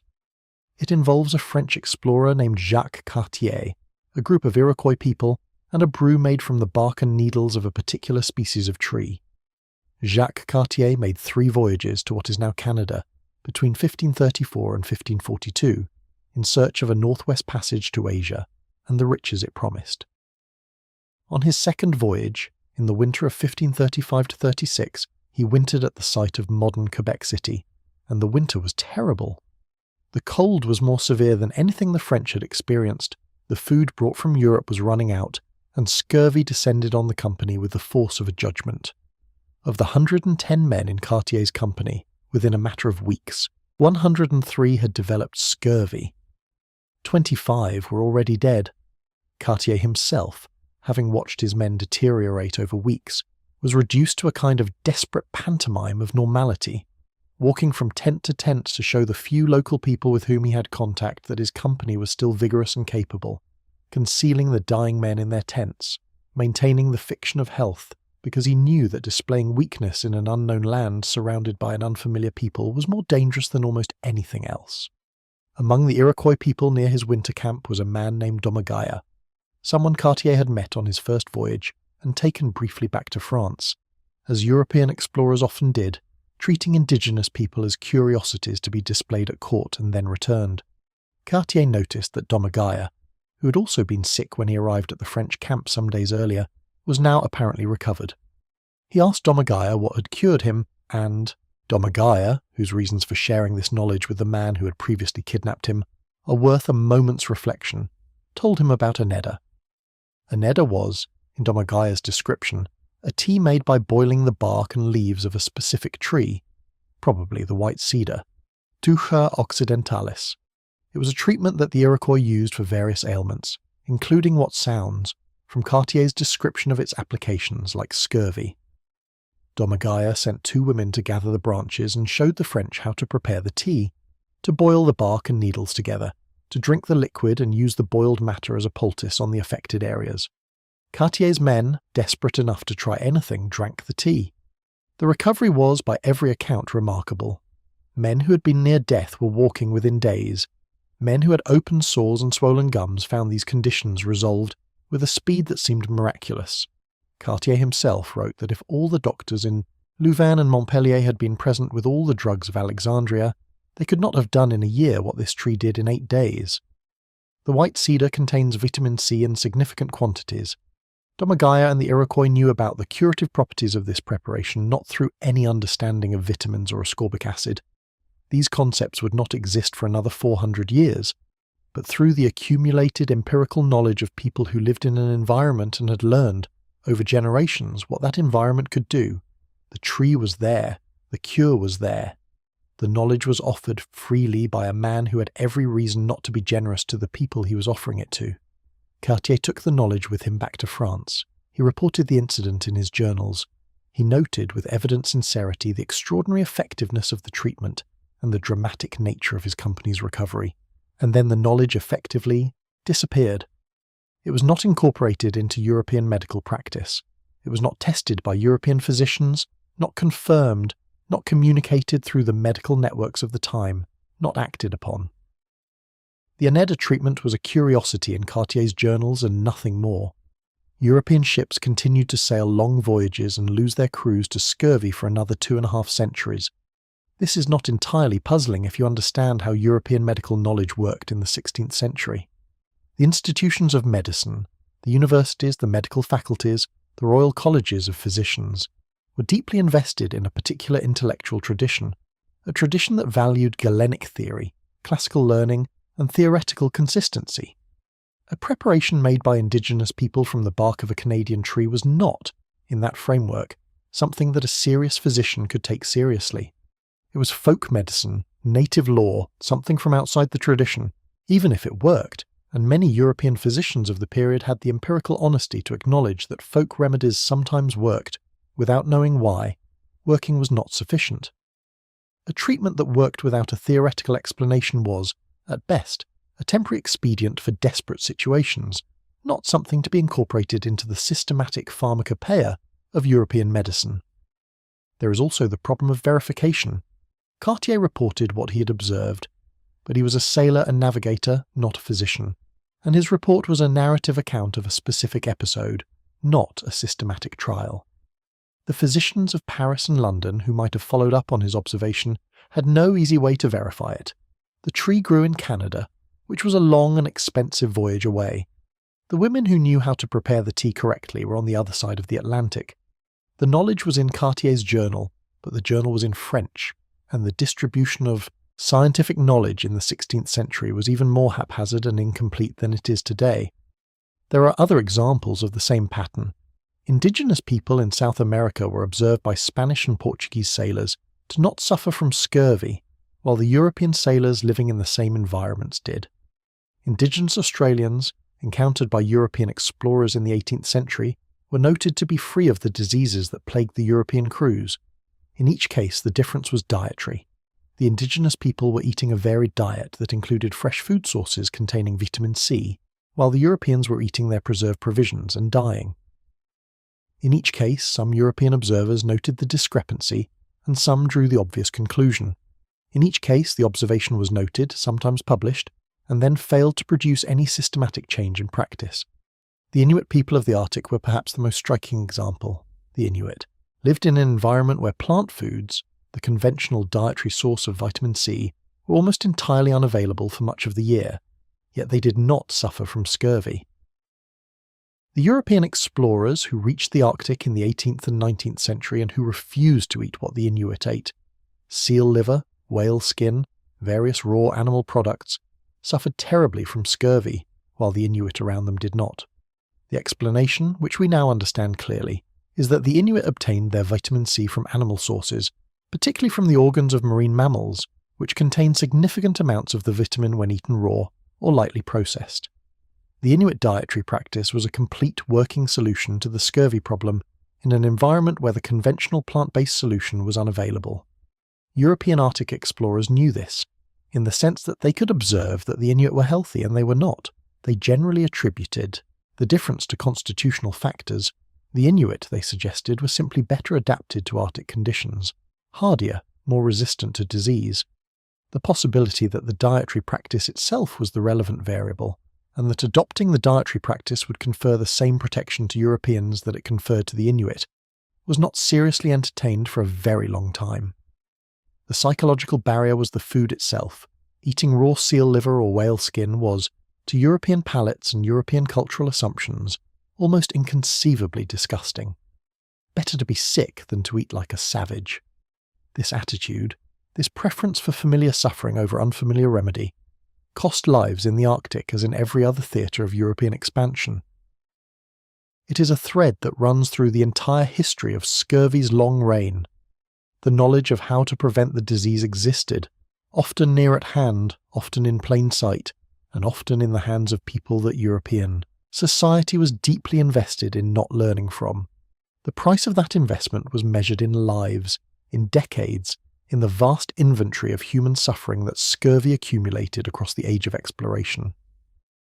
The founding of the Dutch East India Company in 1602 represented, among other things, a systematic attempt to solve the logistics of long-distance maritime trade in ways that the Portuguese and Spanish had not attempted. The VOC was a different kind of institution, publicly funded through share capital, professionally managed, organised around the principles of accounting and risk distribution that would become the templates for modern corporate capitalism. It approached the problems of the Asia trade, including the problem of sailor mortality, with the kind of methodical analysis that was one of its most distinctive characteristics. The VOC's routes were the longest and most demanding in European maritime history. The outward voyage from the Netherlands to Batavia, the company's main base in Java, was roughly 18,000 kilometres and took 6 months under good conditions. The return voyage was often longer, because the favourable monsoon winds that blew northeast to southwest across the Indian Ocean reversed seasonally, and ships sometimes had to wait in Asian ports for the winds to change, adding months to the total time at sea. A sailor who joined the VOC could expect to be away from home for 2 to 3 years minimum, and during the outward voyage alone would typically spend several months at sea without a significant landfall. The mortality figures for this route were, in the early decades of the company's existence, appalling. Detailed records survive. The VOC kept records of everything, and they show that in the worst years, mortality on the outward voyage alone could reach 30%. The return voyage added more deaths. Of the men who left the Netherlands for Asia in the first half of the 17th century, perhaps half did not return. Most of those who did not return died of disease, predominantly scurvy, rather than drowning or battle. The VOC was, in a very literal sense, a machine for transforming European sailors into Asian trade goods, the human lives going in one end and the pepper and nutmeg and spices coming out the other. The response to this mortality evolved gradually over the course of the 17th century. The VOC's directors, the Heeren 17, the 17 gentlemen who ran the company, were not indifferent to the deaths of their sailors, at least not in the narrow practical sense that dead sailors cost money to replace. They were businessmen. They calculated. They looked at the mortality figures and they looked at the cost of various potential remedies, and they made decisions based on what they believed would produce the best return on investment. The result was a patchwork of partial solutions that together reduced but did not eliminate the mortality from scurvy. The most significant of these solutions was the Cape Colony. The southern tip of Africa was a necessary waypoint on the voyage between Europe and Asia. Ships had to round the Cape to pass between the Atlantic and Indian Oceans, and the passage was often difficult, requiring ships to spend days or weeks manoeuvring through the storms and contrary winds that made this section of the route notorious. The possibility of establishing a permanent settlement at the Cape, where ships could stop and take on provisions, had been discussed for years. The Portuguese had used the Cape as an unofficial provisioning stop for decades, trading with local Khoi people for cattle and other foodstuffs. But the Portuguese never settled there, partly because it was far from their existing colonial infrastructure, and partly because their existing provisioning arrangements seemed adequate for their reduced level of traffic. The VOC needed something more systematic. In 1651, the company commissioned Jan van Riebeek, a company surgeon who had fallen out of favour through an episode of illegal private trading, and was attempting to rehabilitate himself, to lead an expedition to establish a permanent settlement at the Cape.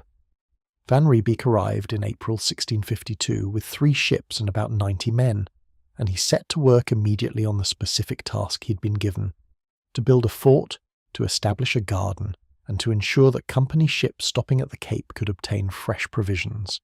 Van Riebeek's garden at the Cape was, in a very real sense, a vitamin C factory. He grew everything that could be grown: lettuces, carrots, turnips, cabbages, radishes, cucumbers, pumpkins, lemons, oranges, limes.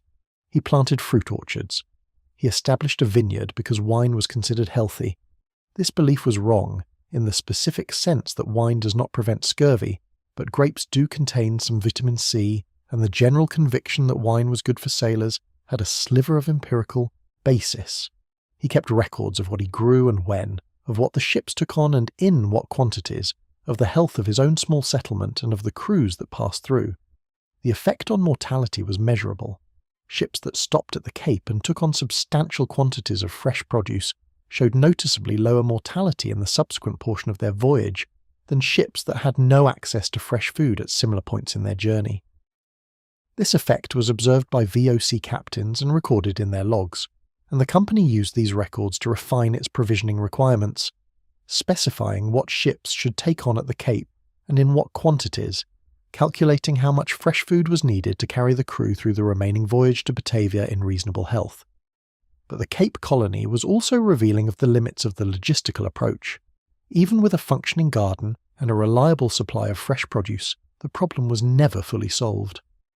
The Cape could reduce mortality but not eliminate it, because the garden could not always supply sufficient quantities, because some ships arrived when the garden was between seasons, because the voyage from the Cape to Batavia still involved several weeks at sea after the fresh provisions were exhausted. Sailors arrived in Batavia with varying degrees of vitamin C depletion, depending on how much fresh food they had consumed at the Cape and how many weeks had passed since their last landfall.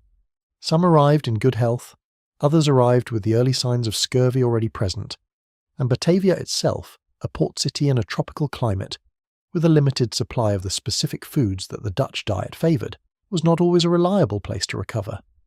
The VOC also experimented with bottled lemon and orange juice, portable forms of the fruits that could be taken to sea in quantities larger than the fruits themselves. This was promising in principle, but the bottled juices of the period were not preserved in ways that maintained their vitamin C content. They were typically cooked during the bottling process, the same mistake that Lind would later make with his concentrated lemon rob, and the heat destroyed the vitamin without anyone understanding why the preserved juice was less effective than the fresh fruit. The surgeons who tried it on sick sailors noticed that it helped less than expected, attributed the reduced effectiveness to the quality of the fruit or the skill of the preparation, and moved on. The Dutch Golden Age, then, was built on a foundation of managed mortality. The extraordinary wealth that flowed through Amsterdam in the 17th century, the paintings of Rembrandt and Vermeer, the philosophical work of Spinoza, the scientific advances of Huygens and Leeuwenhoek, the commercial infrastructure of bills of exchange and insurance and joint stock companies that was being invented in real time. All of it was supported by the Asian trade, and the Asian trade was supported by a continuous outflow of sailors who were treated as a depletable resource, recruited cheaply from the poor of the Netherlands and Germany, spent in the service of the company's profits, and replaced. There were voices of protest. Some VOC surgeons wrote reports that went beyond mere description of the mortality figures and argued, in sometimes impassioned terms, for systematic measures to reduce sailor deaths. Some captains wrote to the Heron 17 asking for better provisions, for more consistent stops at the Cape, for the implementation of citrus juice on their ships. Some of these letters survive in the archives. Most received no response. A few received a response acknowledging the concerns and noting that the matter would be taken under consideration. The consideration, in most cases, produced no action. The reason was not cruelty but economics, and the economics were not irrational given the information available. Sailors were cheap. The diseases that killed them were not, as far as anyone in the VOC could determine, preventable. Or rather, they were preventable in theory, but the practical implementation of prevention was costly and uncertain. The company had built its entire operation on the assumption of a certain mortality rate, and that mortality rate was, in the grim arithmetic of the enterprise, sustainable. Ships kept arriving in Batavia, cargoes kept coming back, profits kept being distributed to shareholders. The system was working, in the sense that systems measure their own working. It took the work of a later generation, the naval reformers of the late 18th century, the physician administrators who approached the mortality problem from a genuinely public health perspective, to finally change the calculus. By then, the Dutch Golden Age was over. The VOC itself would be bankrupt by the end of the 18th century, killed not by scurvy but by corruption and overextension. But the roots it had pioneered, the infrastructure it had built, the trade it had established, all of that outlasted the company and became the foundation of the modern global economy. The sailors whose bodies had paid the price of that foundation were long gone, their names in ledgers that only historians now read, their deaths absorbed into the infrastructure of a world that barely remembers they existed. James Cook was not, by temperament, the kind of man who accepted avoidable deaths as a cost of doing business. He was the son of a Yorkshire farm labourer, self-educated, methodical to the point of obsession, with the particular stubbornness of a man who has built his entire career on refusing to accept things that cannot be changed.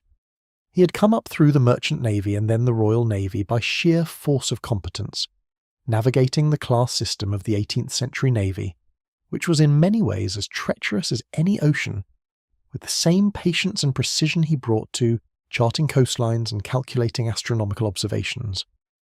By the time Cook received command of his first voyage of exploration in 1768, the problem of scurvy was both well known and still largely unsolved in terms of daily naval practice.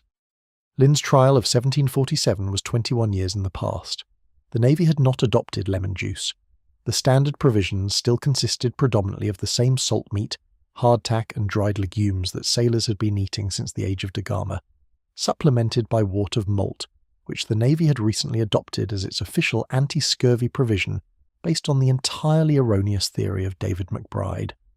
The mortality rate on long voyages remained high. Scurvy remained the most common cause of death in the Navy's long-distance operations.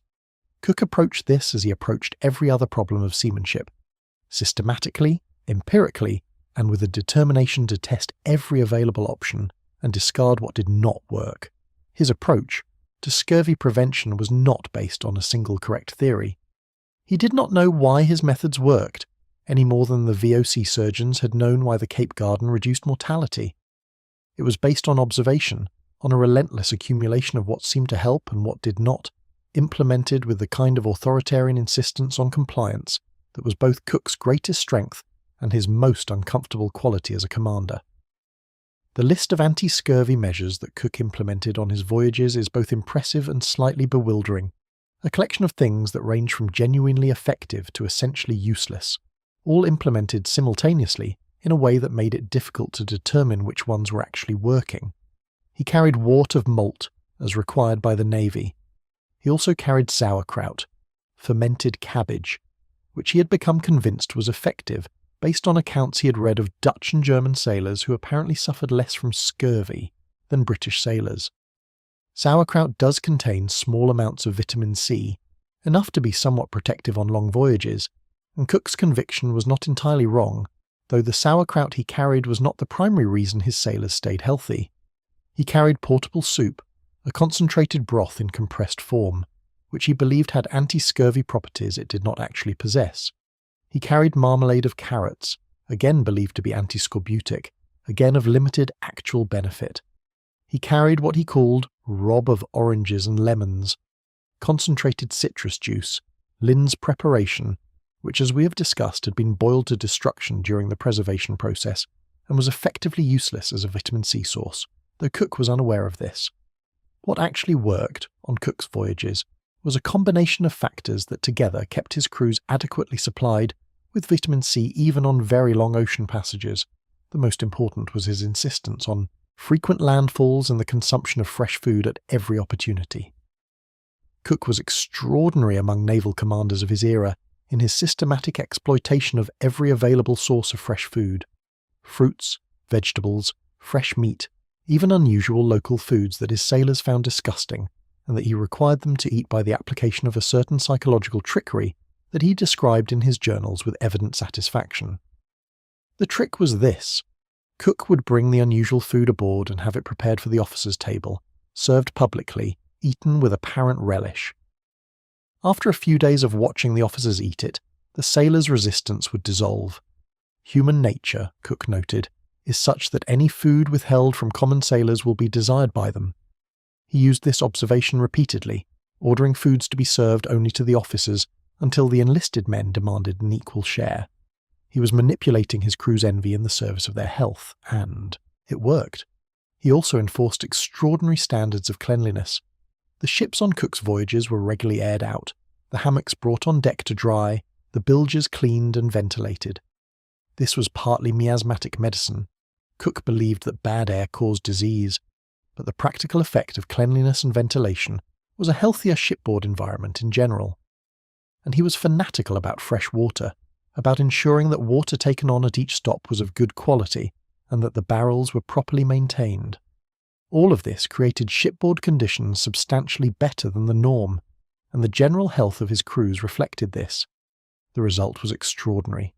Cook's 3 voyages, covering enormous distances, the circumnavigation of 1768 to 71, the attempt to find a southern continent in 1772 to 75, the search for a northwest passage in 1776 to 80, were accomplished with the lowest mortality rates from disease in the history of British naval exploration.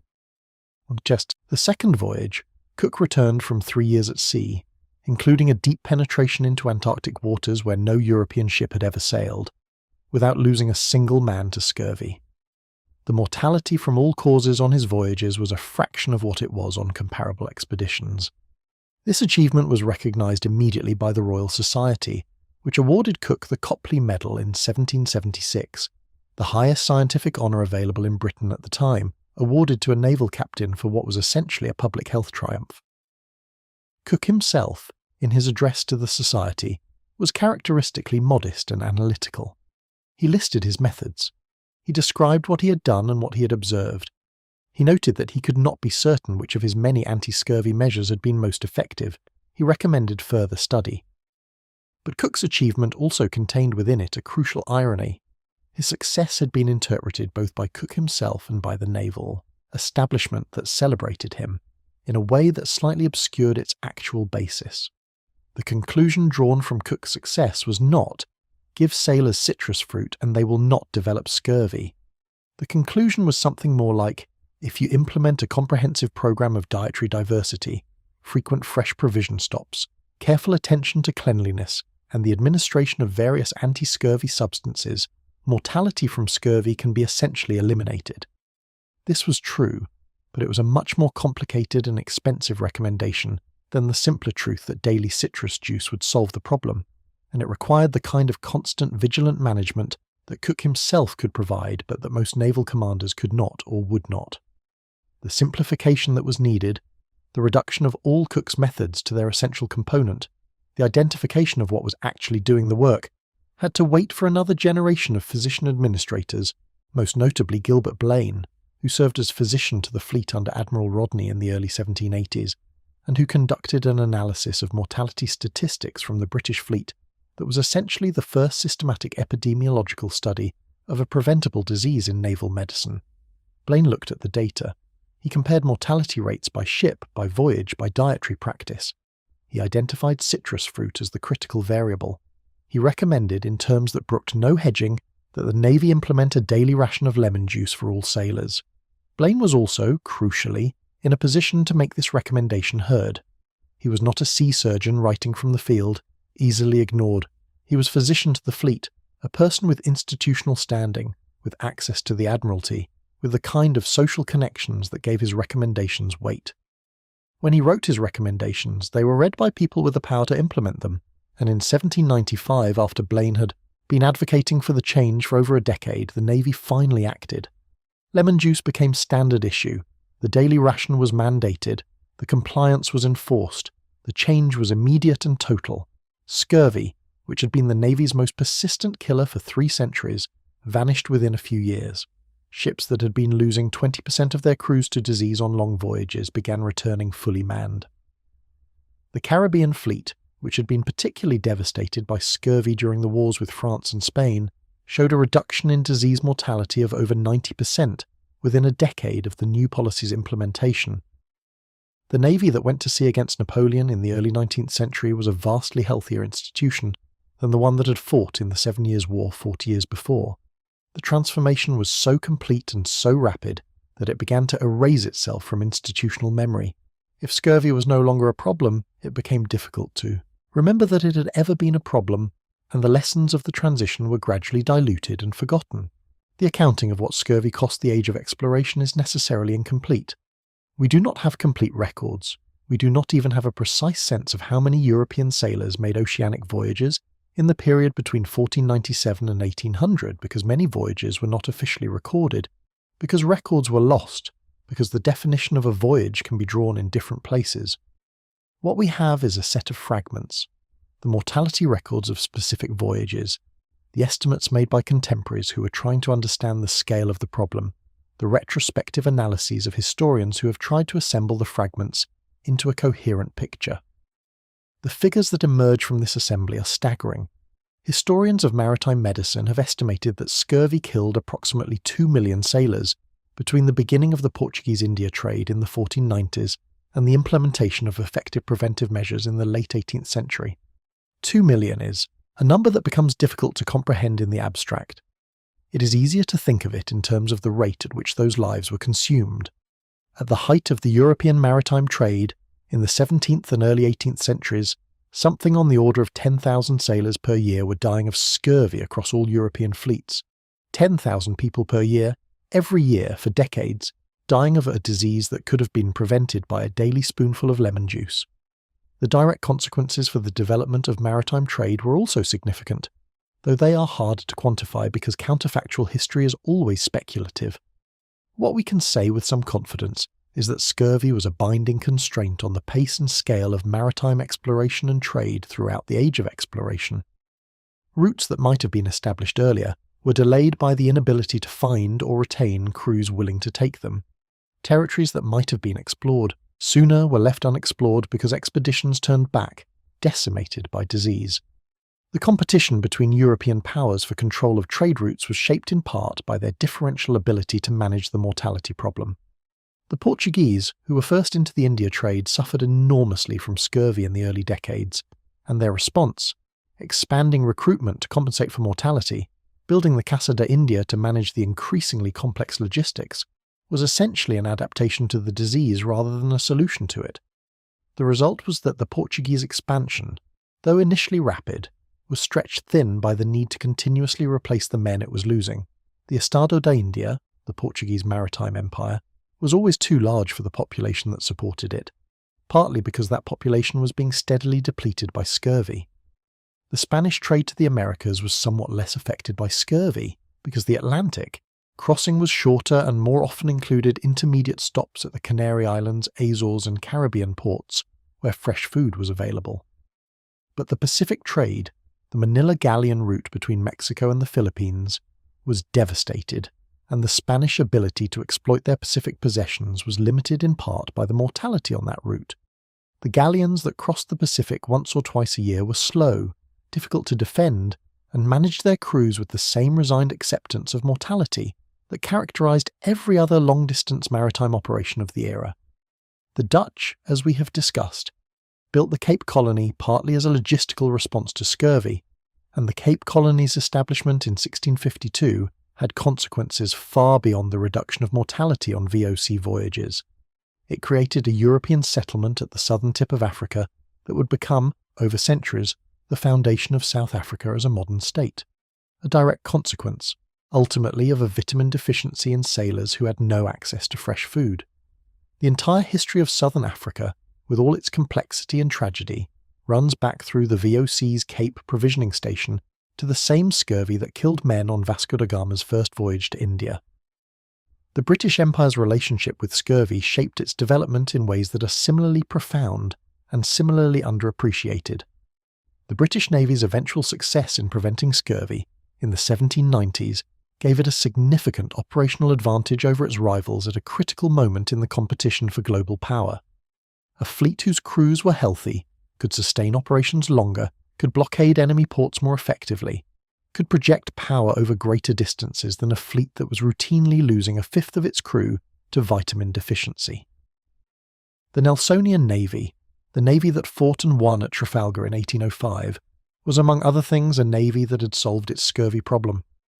The ships of the line that broke the French and Spanish fleets at Trafalgar were crewed by men who were fed lemon juice daily, a practice that had been in effect for only 10 years, but that had, in those 10 years, transformed the operational capacity of the British fleet.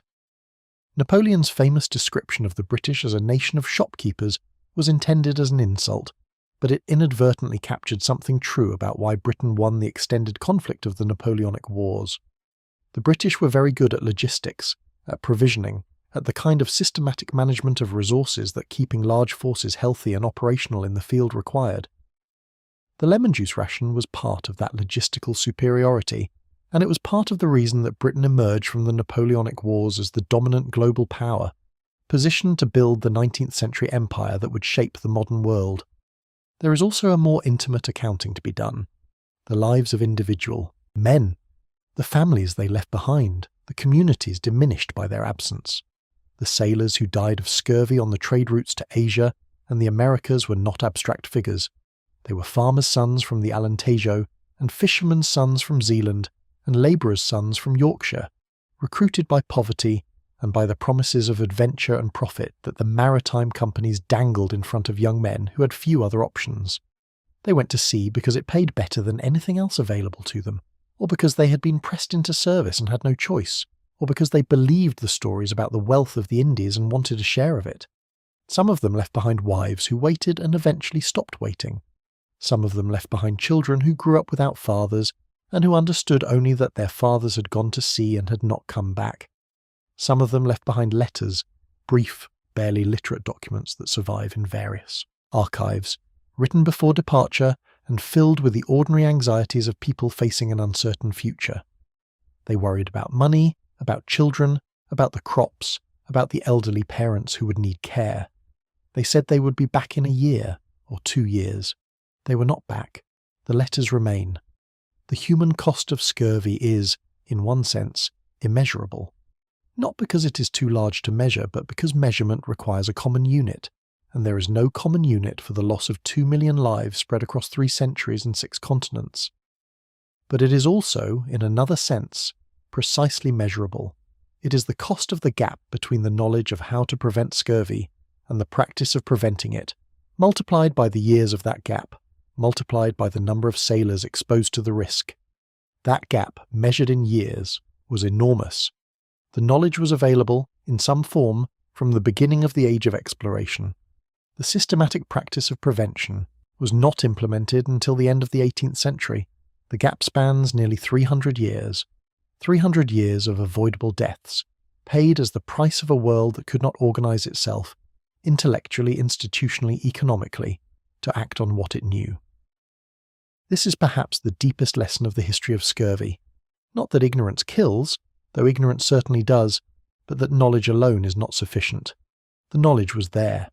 The institutional will to act on it was not, and the cost of that failure was paid, as the costs of institutional failure so often are, by the people least able to influence the institutions, by the poor young men in the hammocks, the ones with the swollen gums and the reopened wounds, the ones who died quietly and were written off as a line item, the ones whose contribution to the world they were building was made not in triumph, but in suffering. The story of scurvy ends, as so many stories about disease end, with a discovery that seems, in retrospect, almost embarrassingly simple. The molecule that 2 million sailors had died for lack of, the molecule that had shaped the course of empires and delayed the development of global trade routes and killed more people than any naval battle in history. That molecule was identified in 1932 by a Hungarian biochemist named Albert Szent-Györgyi, working in Cambridge, and it turned out to be a small, stable, water-soluble compound that could be held in a single drop of orange juice. Szent-Györgyi had been working on biological oxidation, the chemical processes by which cells obtain energy from food, and in the course of this work he had isolated a substance from the adrenal glands of animals that he called hexuronic acid. He suspected, but could not prove, that this substance was related to the anti-scurvy factor in citrus fruit. It was Charles Glenn King at the University of Pittsburgh who finally demonstrated in 1932 that hexuronic acid was indeed the anti-scurvy vitamin that had been sought for decades, and that it was identical to the substance that Lind had demonstrated in 1747 was present in citrus fruit and protective against scurvy. The substance was renamed ascorbic acid, from the Latin scorbutus, scurvy, or more familiarly, vitamin C. The confirmation of vitamin C's structure and biological role explained at a stroke everything that had been puzzling about scurvy for 400 years.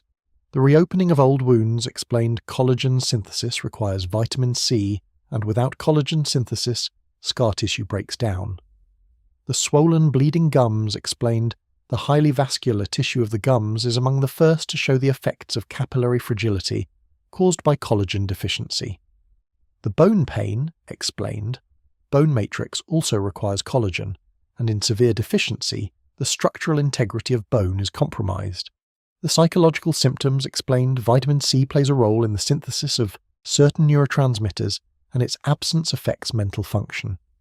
The rapid recovery upon eating fresh food explained the body has vitamin C stores sufficient for roughly 4 to 6 weeks of zero intake, and when those stores are replenished, collagen synthesis resumes quickly. Every symptom that had mystified physicians for centuries, every observation that had been recorded and annotated and theorized about and gotten wrong, all of it resolved immediately and completely into a single biochemical explanation. The body needs ascorbic acid to make collagen. Without collagen, the structural components of the body, the skin, the blood vessels, the connective tissue, the scar tissue, the bone, begin to fail. Give the body ascorbic acid and it will repair, that is all. That is everything. It is worth sitting with this simplicity for a moment.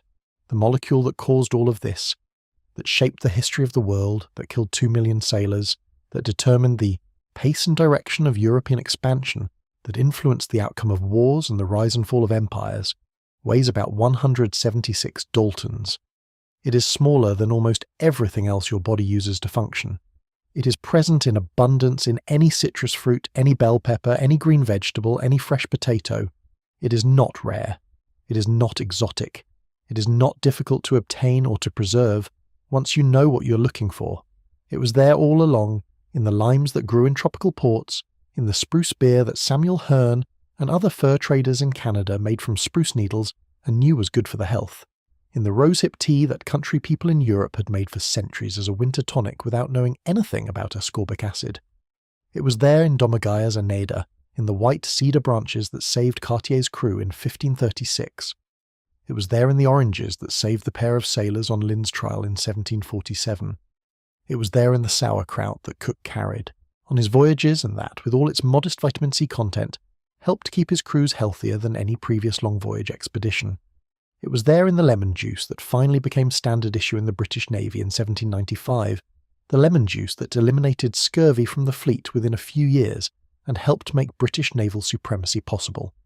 The knowledge that something in fresh food prevented scurvy had been present, in varying degrees of clarity, from the very beginning. What was absent was the understanding of why, the biochemical framework that would have allowed observers to identify exactly what that something was, to optimize its provision, to distinguish the treatments that worked from the ones that did not. Without that framework, the knowledge was unstable. It could be observed, recorded, and then lost. It could be implemented partially, incompletely, in ways that diluted its effectiveness. It could be overridden by theories that seemed more sophisticated but were wrong. The knowledge floated at the surface of awareness, just below the threshold of understanding for 300 years, and in those 300 years, 2 million people died. Scurvy received the Nobel Prize in Physiology or Medicine in 1937 for his discovery of vitamin C, among other contributions to understanding cellular respiration. In his Nobel lecture, he spoke about the connection between basic science and human welfare, in terms that were simultaneously modest and sweeping, the characteristic tone of someone who understood that the most important things are often the simplest, and that the distance between a problem and its solution is not always a measure of the solution's complexity. The cure for scurvy, he noted, had always been available. What had been required was not a great discovery, but a great clarification. The story of scurvy, though, the full story, the story we have been telling here, does not quite end with the Nobel Prize, because the clarification that came in 1932 had a coda that nobody anticipated, one that speaks to the persistent human ability to lose knowledge once gained.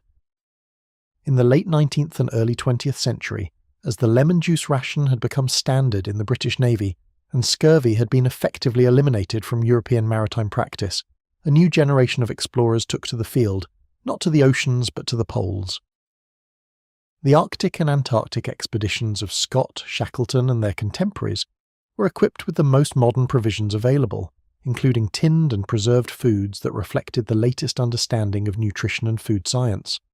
These expeditions were meticulously planned and supplied, and they suffered severely from scurvy. The specific reason why early 20th century polar explorers, who were perfectly aware of the history of scurvy and its cure, developed scurvy as both straightforward and instructive. Their tinned and preserved provisions, while excellent by the standards of the time, were low in vitamin C. The preservation processes depleted what little the foods originally contained. And the fresh food that would have compensated for this deficit, the seal meat and whale skin and organ flesh that the Inuit ate, the fresh game that would have been available in other climates, was either not available or not eaten, because the explorers were carrying their own food, and because eating raw seal liver remained culturally difficult, even for men who understood the history of scurvy and the importance of fresh food. Robert Falcon Scott's Antarctic expedition of 1910 to 1913, the one that reached the South Pole only to find that Roald Amundsen had beaten them there, the one that ended with Scott and his 4 companions dying on the return journey, almost certainly involved scurvy as a contributing factor in the men's deterioration. The symptoms described in the journals of the profound weakness, the reopening of old injuries, the joint pain, the mental fog, are consistent with significant vitamin C deficiency. Scott did not die of scurvy, exactly. He died of cold and exhaustion, and the specific bad luck of an unusually severe blizzard. But scurvy had weakened him and his companions to the point where they had far less margin against adversity than they should have had. It reduced their reserves. It made the end, when it came, come sooner. Amundsen, who survived, ate dog meat throughout his Antarctic journey. Dogs, like most mammals, make their own vitamin C. Dog meat, particularly the organ meat that Amundsen and his men consumed, was rich in the vitamin. Amundsen's decision to use dogs, made primarily for practical reasons of transport, also happened to be the decision that kept his team adequately nourished with the one molecule that Scott's carefully provisioned expedition was running short of. 2 expeditions, the same goal, the same environment. One used dogs and ate them. One used ponies and motor sledges and provisioned with tinned food. The one that knew less about the history of scurvy survived. This is where the story of scurvy finds its deepest resonance, its most quietly persistent lesson.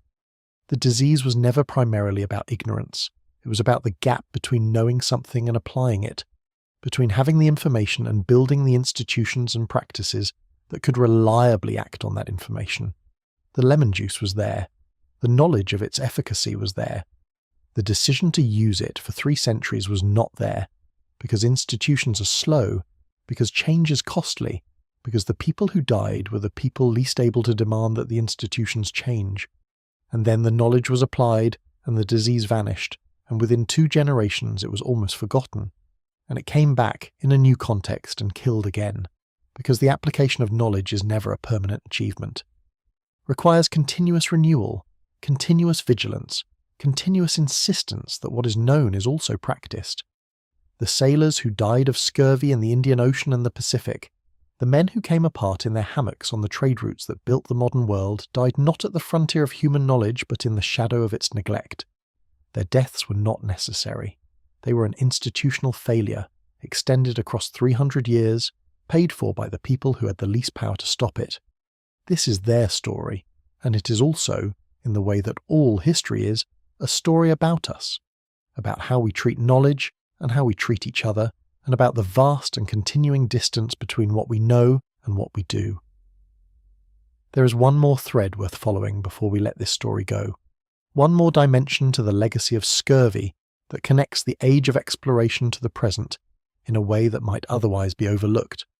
The establishment of the Cape Colony, the founding of Batavia, the settlement of various islands and harbours along the trade routes, all of these were partly consequences of the need for provisioning stations, for places where ships could stop and take on fresh food. Without scurvy, these settlements might not have been established where they were, when they were, in the particular forms they took. The disease shaped the geography of European colonial settlement in ways that historians have only recently begun to trace systematically. The island of St. Helena, in the middle of the South Atlantic, became a provisioning stop for ships rounding the Cape, a place where sailors could obtain fresh water and, in time, fresh food, including the citrus fruit that kept them healthy on the next leg of the voyage.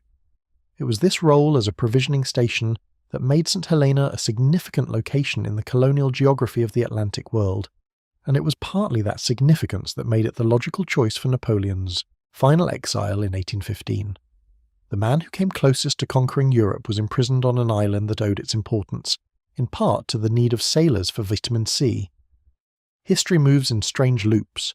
The orange you might hold in your hand right now, the lemon in your kitchen, the simple glass of juice on a morning table. These things carry within them a history so much larger than their size suggests. They carry 2 million lives. They carry 3 centuries of suffering and institutional failure, and the persistent, agonizing gap between knowing and doing. They carry the memory of men whose names are in no history books, but whose absence from the world was felt, in the end, by everything and everyone the world became. The cure was always there. It was always waiting quietly in the most ordinary of things.